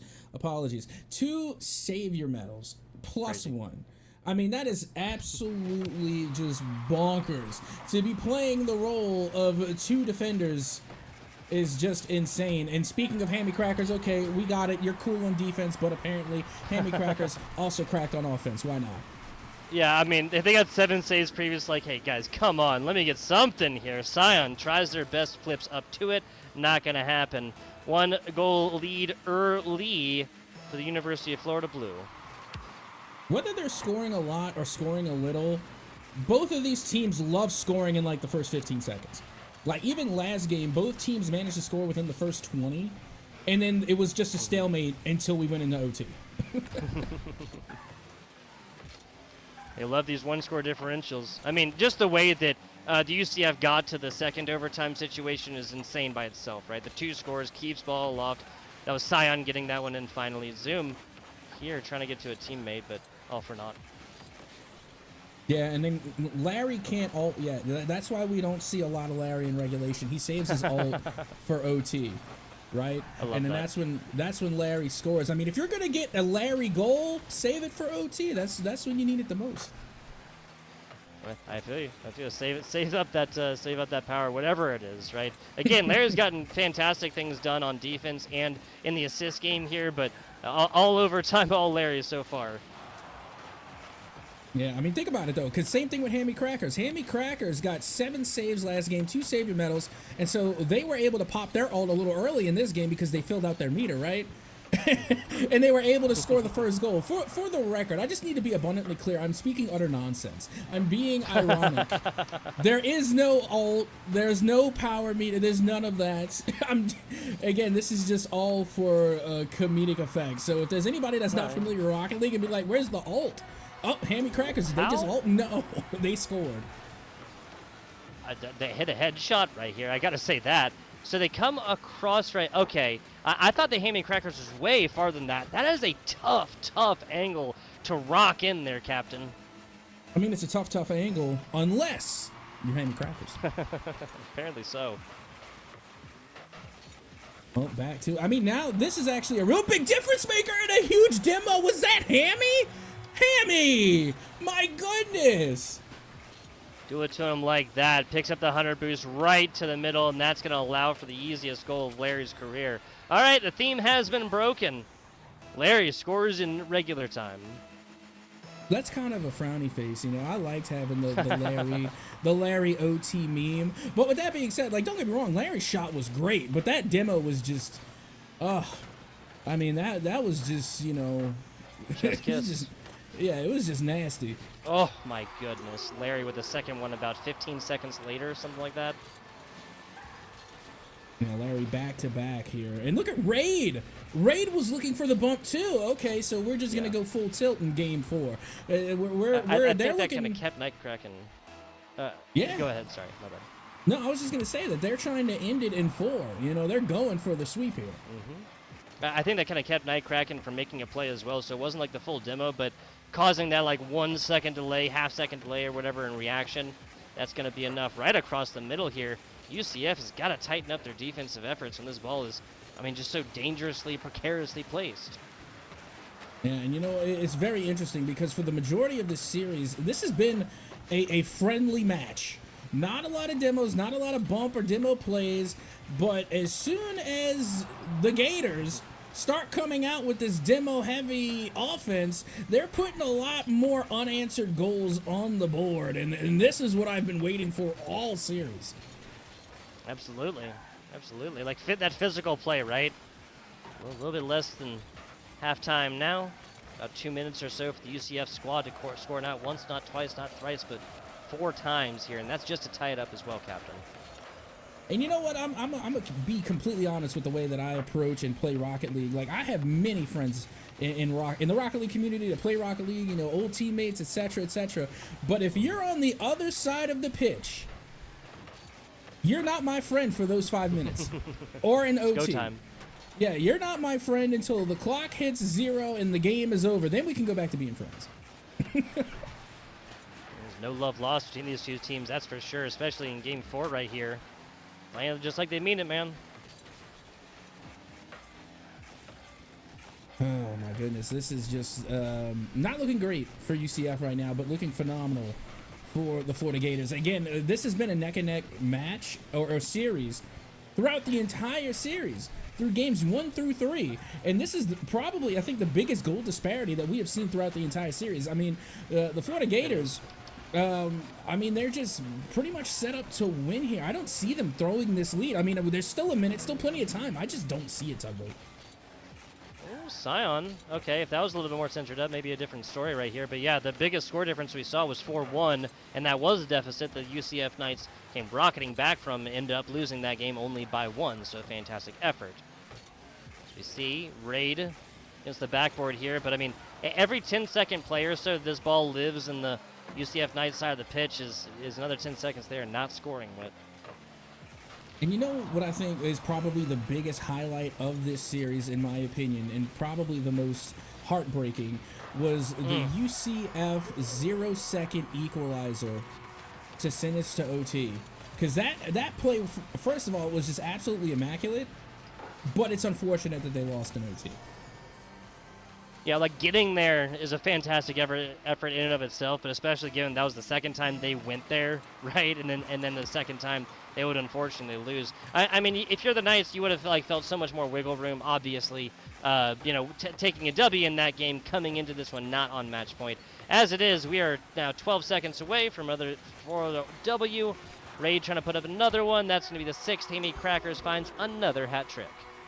Yeah, I'll be honest, you know, UCF Knights, they've been doing such a great job of just trying to keep up with the Florida Gators, and they have done so for the first 3 games, always keeping it within 1, taking 2 of their games into OT. But here in game 4, it just feels like UCF has completely run out of gas. As they have 6-1, maybe 7-0. No, it's not 6-1. 6-0 as of right now. Might get a little bit more going. Obviously will not influence the outcome of this game. The Florida Gators going to be proving to 3-1 on the series. Again, possibly a couple of unreported matches there, or just unplayed based on spring break. We're going to look at the Central Florida Knights, dropping on down to 2-4 on their overall record. They're going to be getting it going in Central Florida. It's got to happen soon, Captain. Yep, that it does. But again, my goodness, what a display coming from the Florida Gators blue team here. I mean, they have played absolutely phenomenal. And there were a couple of matches where we were thinking that, or at least I was thinking they were going to lose. You know, I'm thinking that, okay, this is it. There were a lot of shaky moments, and somehow, some way, they just managed to pull it out and, just stay ahead in the series. And not undefeated is the wrong word, but to win unanswered games within the series, and they just kept it there. They were able to end it in a shutout, going 4-0, getting the sweep. Again, and a lot of moments where you thought, or at least I thought, it was going to go the other way. I gotta say, UF Blue definitely, I think, had some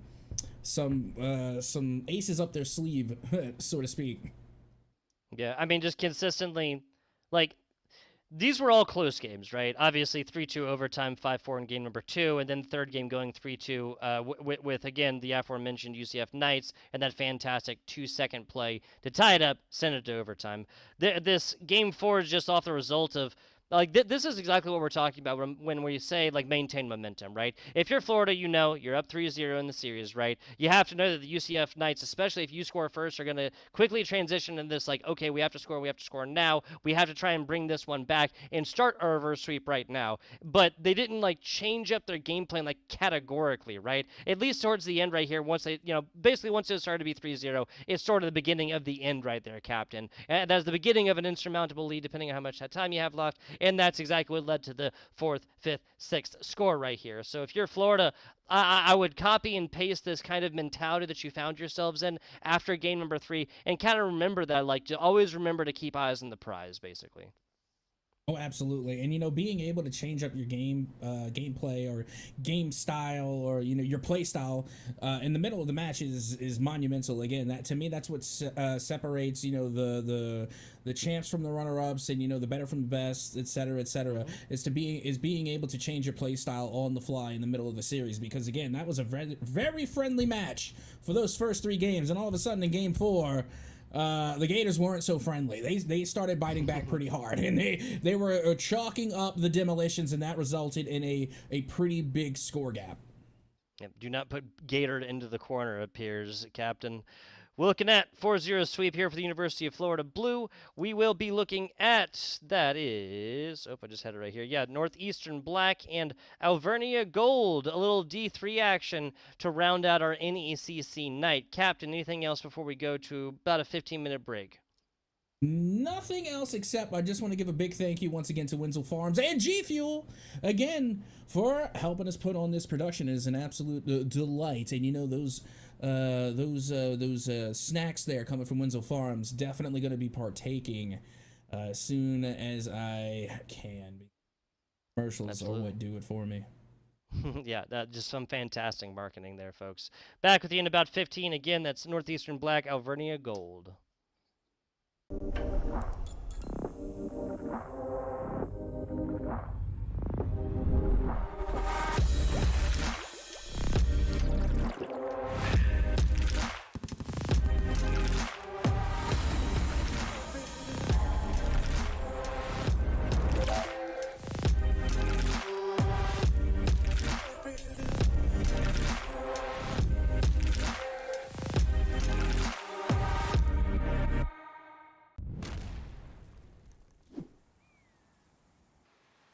Oh man, this is incredible. Oh, wow.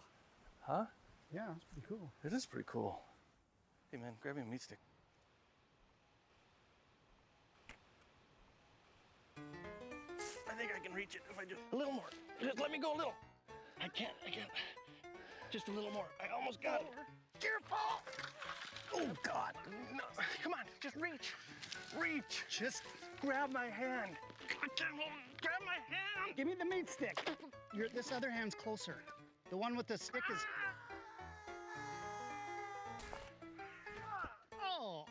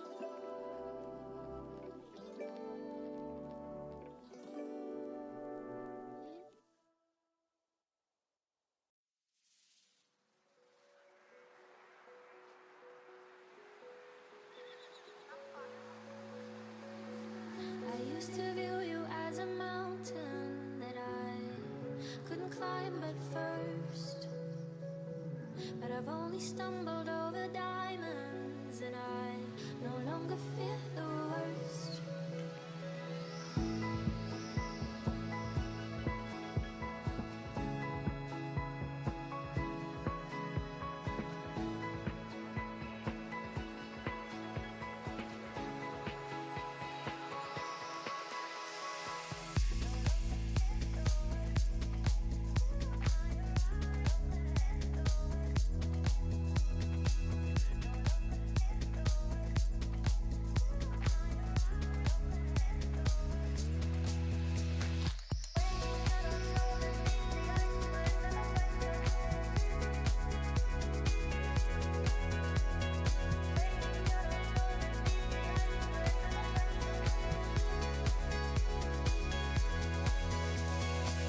I used to view you as a mountain that I couldn't climb but first, but I've only stumbled over diamonds, and I no longer fear the worst.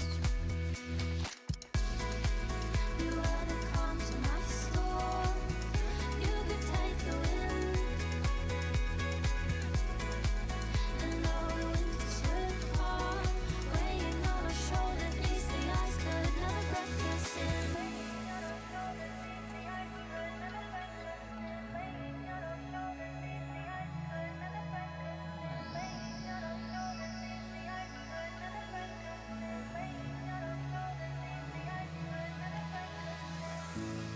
You were my horizon that I didn't see at first. You were my horizon, and the breeze is just what I deserve.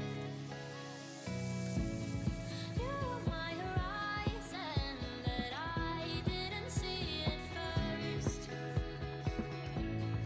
You were my horizon, and the breeze is just what I deserve.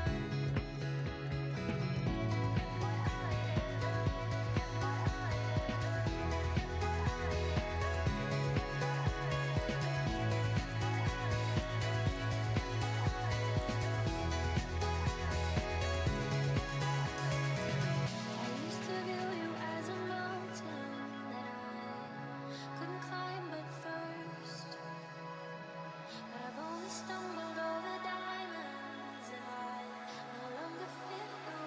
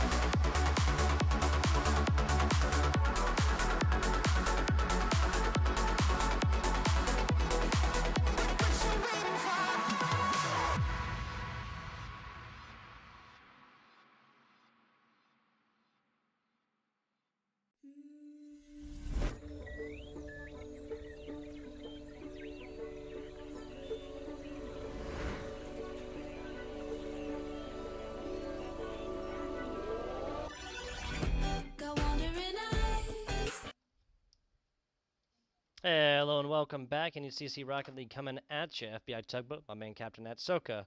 Third match of the day coming up here, Captain. We got Northeastern Black, the Huskies, at 4-0, taking on Alvernia Gold. That's the Golden Wolves here, sitting pretty at 4-1. Yeah, I was trying to highlight that my head said New Orleans. I don't know if you could read it or not because my camera could be backwards. Regardless, repping New Orleans because I don't think we have any NECC teams, and that makes me sad. Regardless, actually, I think the Loyola Wolfpack does have a team. But speaking of wolves and other canine-like creatures, we do have Northeastern Black taking on Alvernia University Gold. And for the Northeastern side, we're going to have Cordy Cube, Slick Burrito, and Wii Sports 2 Easy. On the side of Alvernia University Gold, Tav, Breadman, and Lord Bubs. Tugboat, I got to tell you, when it comes to the name game, I'm giving this one to Northeastern Black. Yeah, absolutely. Lord Bubs, I read this originally as Lord Dubs, which I thought was pretty funny. Lord Bubs, love it. Breadman, love it. But QWERTY Cube, Slick Burrito, and Wii Sports 2 Easy taking it down in the early name competition between these two teams, at least for this caster. I gotta agree with you. Big shout out Winslow Farms as well as G Fuel. Again, you can see the code right up there above the Captain at Soka, NECC20 for your next purchase of G Fuel. G Fuel needing no real introduction within esports, right? 4-0 and 4-1, both of these teams looking to stay with that hot streak, Captain at Soka, for their 5th W in terms of match score. Yeah, and again, I had my high hopes that, you know, the previous match wasn't going to be one-sided. And honestly, if you look at the match, it didn't really feel one-sided because we had 2 overtimes, 3 games that were just within one goal of one another. So it didn't really feel like a one-sided matchup. But both of the series we have seen so far have been sweeps, and I'm wondering if it's going to happen again. Well, maybe it's just something in the water here between Northeastern Black and Alvernia Gold. We shall see. A shorter series here as well as we travel on down to Division 3. Still some high-level competition going on down here, but it will be best-of-5 format, not best-of-7. Shot down bottom. Going to force the hand of QWERTY Cube down there. Tav getting going on the offensive third already. Yeah, and you know what? I think, honestly, when you're in a BO5, there's even more pressure. Like, don't get me wrong, like, when normally you're in, like, a BO7, you know, it's for a higher stakes. At least if you're in, like, a tournament bracket.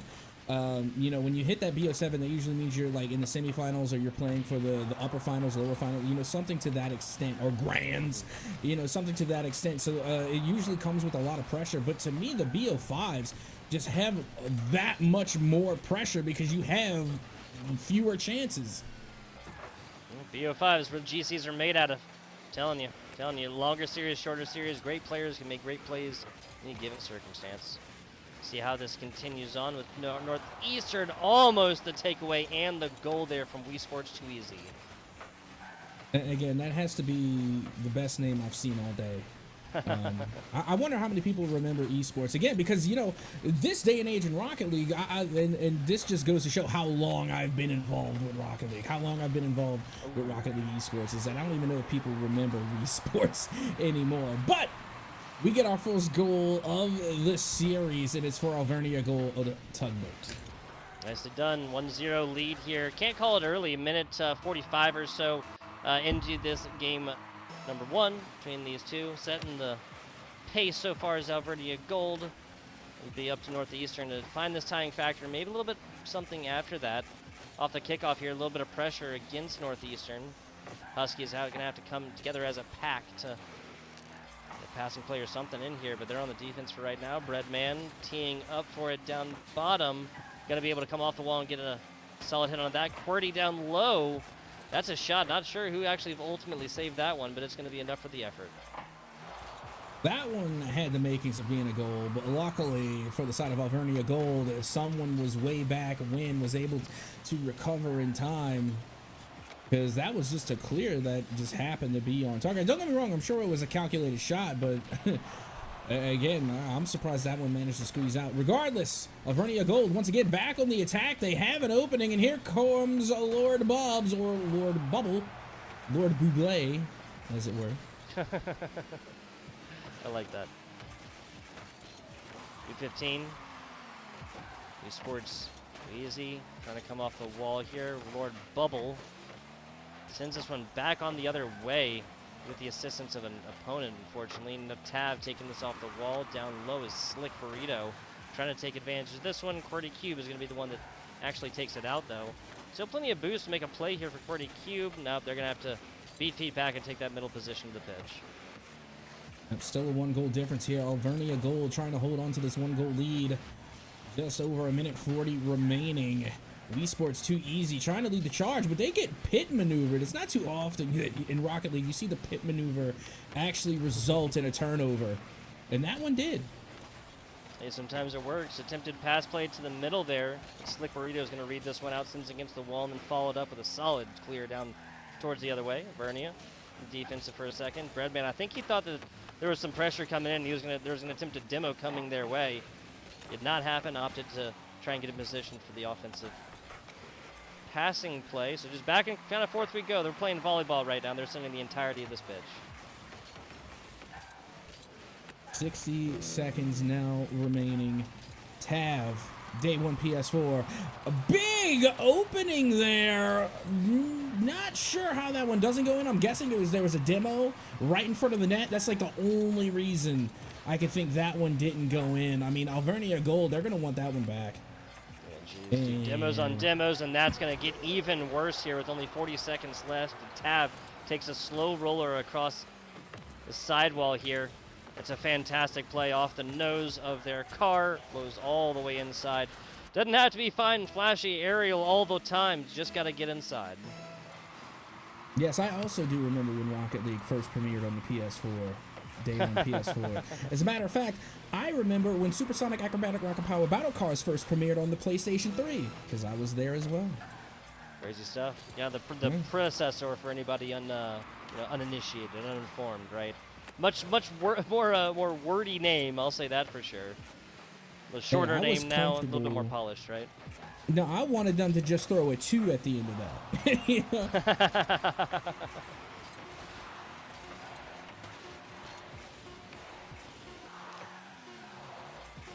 Final few seconds now ticking away, and that should all but do it. Alvernia Gold! They're going to come away with game number 1 in some spectacular fashion as well, keeping a 2-0 scoreline, a shutout to start things off here in this series.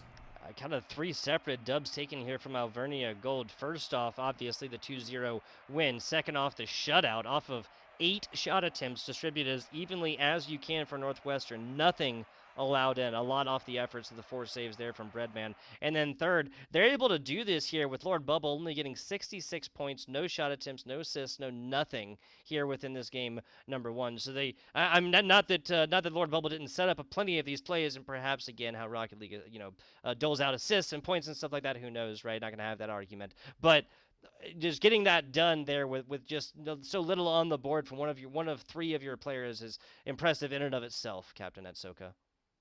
Yeah, and then, it did kind of seem like they were playing more rigid positions. Like, again, it seemed like one player was just, kind of playing back. The other player was playing the mid. And then, of course, you had your striker.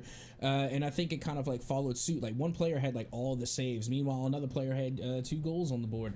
It just kind of seemed like it was more of a comfortability positioning rather than, a solid rotation. Like you said, it's interesting to see that on the side of Northeastern, that the shot count was very spread around, 8 shots, pretty even across the board, and regardless, it wasn't enough. So I'm interested to see if Alvernia, is able to get that rotation going on their side. I think they would see more goals.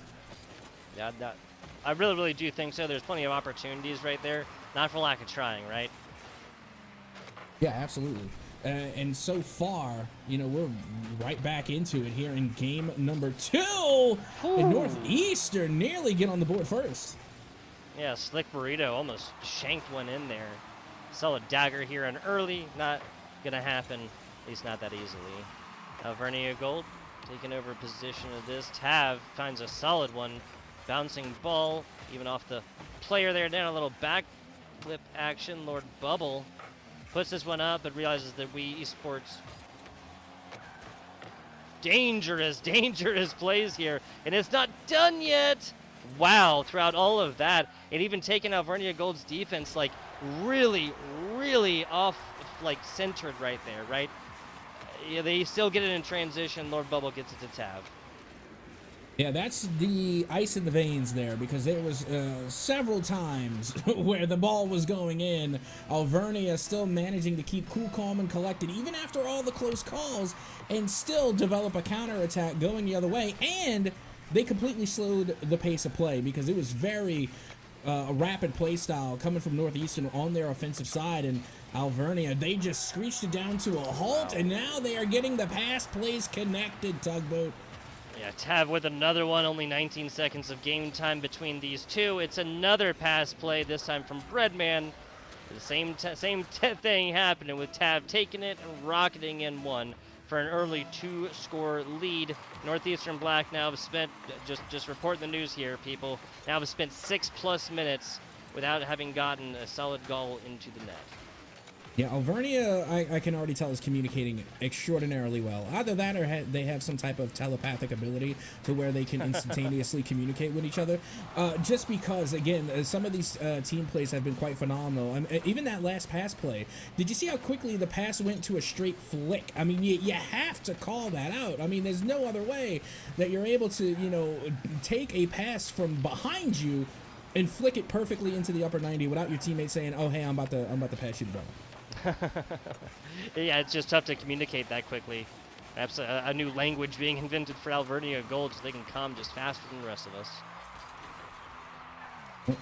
They got a 2-goal lead because of it within the first 2 minutes, starting off game 2 very strongly. That one's going to go a little bit too wide. Now Slick Burrito with a chance to score on the fast break, going the other way. And it's going to get stopped, dead stopped, right into the wall. And a boom boom for the Burrito. Down they go. I guess Bubble with now, an opportunity. Yeah. Bubble, maybe another opportunity here. Nah, burns all the boosts to try and get their QWERTY cube. Fantastic shot. Is that going to drop? Oh, almost for QWERTY cube. And so far, we see Alvernia Gold, for the most part, just playing a little bit of the long game here. I mean, they were able to get, 2 quick goals in succession within the first 2 minutes. And now it looks as though they're just trying to somewhat like tire out Northeastern. Again, getting them to use a lot of boost, getting them to commit. And then once they are in a weakened state, they have to drop back for boost. That's when they go for the counterattack. It's all about reading this out and knowing when to play these like predetermined rotations and plays, honestly. And as of right now, I mean, yeah, you can kind of see like the difference in their game plan, right? 2 players back, 1 player trying to go on an offense all by themselves, leading that on an island. Oh, Wesports too easy, came so close to their turn, like a little bit more. This goes inside, that's centered, and that is a dagger again from Breadman of Alvernia Gold against the Northeastern Black squad. Like, look how much power came off that shot, by the way. Didn't even touch the ground from one side of the pitch to the other. An absolute laser. Like, homie definitely ate their spinach this morning. I mean, my goodness, that was quite the hit coming off of that little finick. Laser beams right there, 118 kilometers an hour, which is a little bit, what, like 70 miles an hour or something like that. It's breaking speed limits, that's all I know. What's a kilometer? What is a kilometer? Kidding. It's a good meme. It's a good meme. Yes. All right, is it kilometer or kilometer? I say kilometer. And talk about division, right?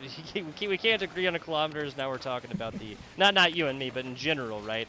And then the pronunciation for providing another possibly dividing subject.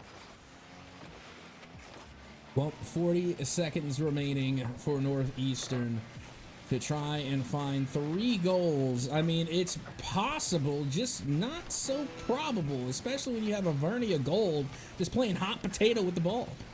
Yeah, as they have been for quite a while now. I might even consider giving up the situation for the city. Yeah, I was gonna say, if I'm Alvernia Gold, finding this one in, like kind of abandoning the situation where they've just kind of been sitting back completely and letting these players really like flex their wings a little bit, find what else you can get, and Tav does that. Hat trick there off of 4 shots, 3 goals, 4 shots, fantastic stuff for Tav. And a little aerial finesse on that one too. Like, don't get me wrong, there was no flip reset, no musty, whatever, but still good aerial control over the ball and just good old-fashioned aerial acrobatics and mechanics. You can't get mad at that. Like I said, you know, it's at the end of the day, it's you can tell who has been in free play, who has been running the training packs and has that mechanical prowess. And you know, from what I can tell in that game, TAV, they definitely put their hours in. Yes, they did. Alvernia Gold showing up, showing out, and getting outshot as well, right? So that's 8 shots against their attempted 6, but 4 goals on 6 attempts, as well as 3 of those being assisted. Fantastic stuff here. And 100% participation, yes, 100% participation in said assists and goals is TAV. Absolutely, and what I like to see is 1 assist apiece. That's not bad at all. I mean, there's 4 goals being scored, but hey, 1 assist apiece, that means every single person on their team was contributing to a goal one way or the other, even without even having the shot count on their side. We already seen the shot count went the other way to Northeastern. However, you're looking at, what was it, 5 saves coming, going the other way, and you know, it was that extra little bit of defense like we talked about. You know, it's about the rotation, not necessarily playing a rigid, you know, position type of Rocket League where one player plays goalie, the other person striker, etc., etc. It's about that rotation, and seeing that they're able to get these assists and get these shots and goals on the board while also piling up the save count shows me that they are transitioning, and it's that transition play that really make a huge difference, because that's the majority of where goals are scored, or when you're in mid transition. Yeah, like, and that's where you catch teams unawares and flat-footed and whatnot as well. The simple fact that we are watching the quality versus quantity argument right here in front of us, right? Northeastern for the second time getting more shots attempted than Alvernia Gold, but Alvernia definitely turning those more into gold than the other team. Breadman early, 8 seconds into this one. Alvernia Gold, again, once proving that really any individual player on this squad can go forth and make a play.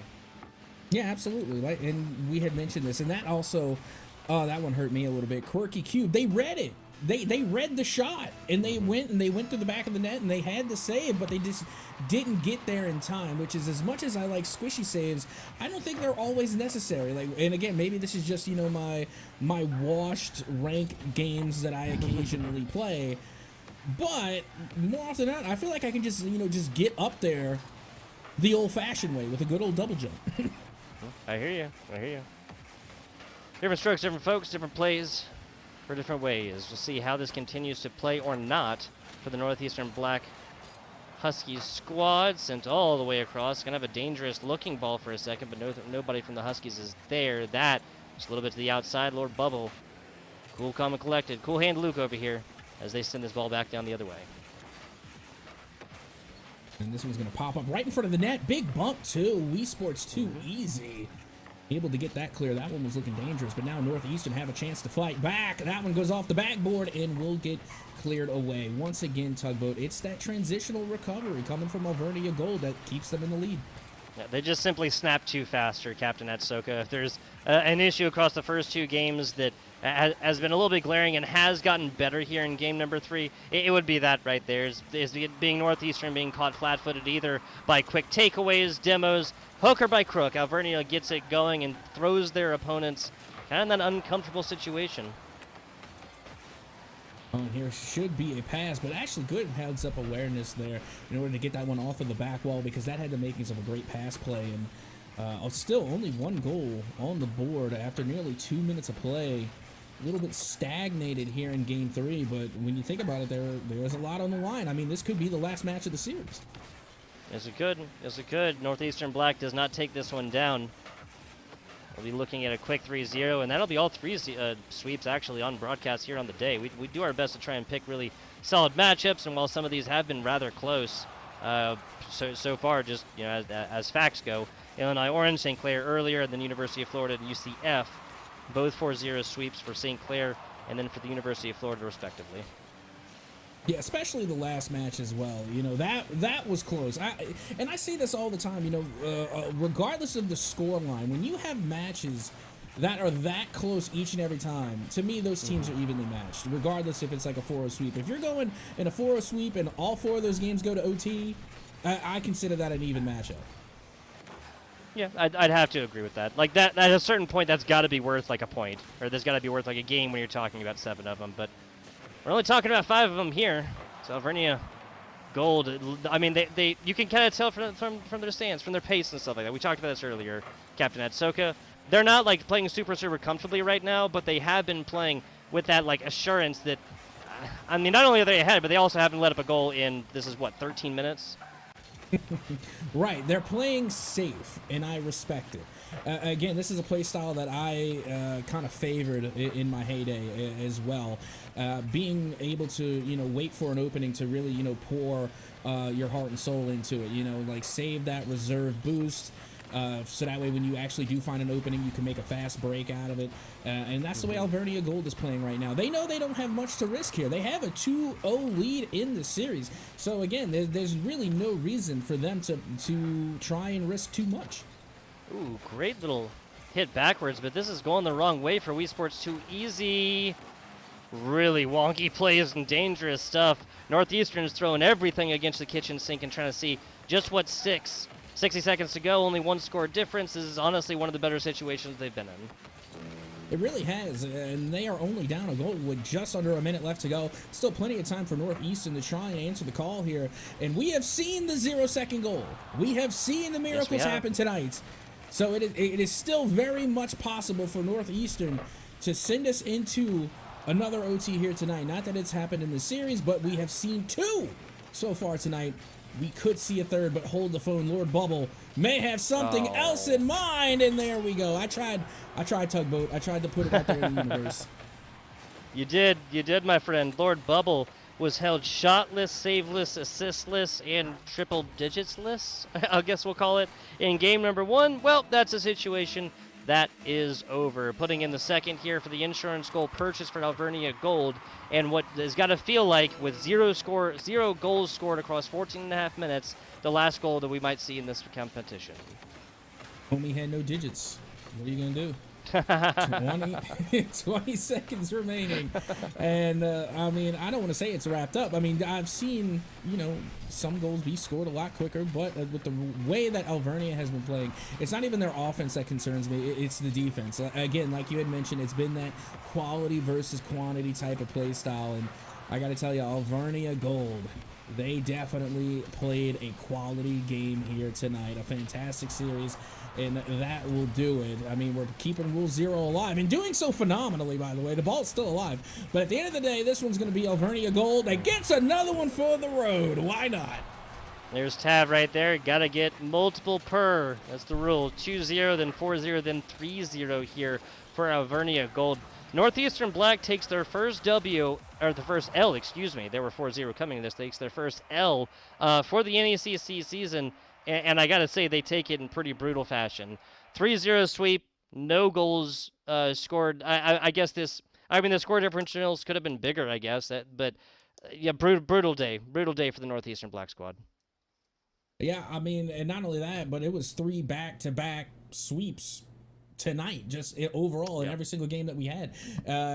Again, some of those matches were a lot closer. However, you can't ignore that it has been sweeps all night long. Again, we definitely have seen some teams come out to compete here tonight, and they have definitely, I think, made some pretty big statements all in all. I mean, we're coming into a couple of these matches, we're thinking it's going to be really close, and apparently these players needed to come through and make a big statement, and there's no bigger statement than getting that sweep. So again, congratulations to all of our teams that came and played tonight. Absolutely. I want to give a shout out first and foremost, obviously, our producer Chippy, producing away, making our job as casters that much easier. Very much appreciate that. And some of the organizations that have made competitions just like this one possible. First and foremost, that is Wenzel's Farms. Yes, Wenzel's Farms. You saw some of their awesome advertising earlier. Fuel your game with Wenzel's Farms snack sticks. No mess, no distractions. Just bold, protein-packed flavor to keep you locked in. Whether you're grinding ranked or leading the squad, Wenzel's keeps you powered up. Grab a stick, stay in the game, and crush the competition for Wenzel's Farms, fuel for gamers and flavor for champions. Want to also give a big shout out to G Fuel as well. Yes, G Fuel for helping to put on competitions just like this one. Code will be right above Captain Etsoka's head over there is NECC20 to receive 20% off your next purchase of G Fuel. There we go. Appreciate you, G Fuel. Captain, like you said, it's been a day of sweeps. We said it before, and we can't say it that many times, right? That's about it from me. Do you have anything else for the good people before we do bid them adieu and hope that they tune in tomorrow, yes, for Overwatch 2 at 7 p.m. Eastern Standard Time? All I'm gonna say is thank you very much for having me back on the desk. It's been an absolute pleasure. It's always a pleasure with FBI Tugboat, and I hope everyone does stay tuned tomorrow for Overwatch 2 while we still have Overwatch 2. It's true. It's true. That is what Collegiate League of Legends, Saturday, 3 p.m. Eastern Standard. Obviously, that is 12 noon over here on the Pacific Coast. Thank you guys for watching. If you enjoyed what you heard, at FBI_Tugboat, at Captain at Soka, spelled just like it is right there. And we appreciate you watching. We will catch you on the flip side.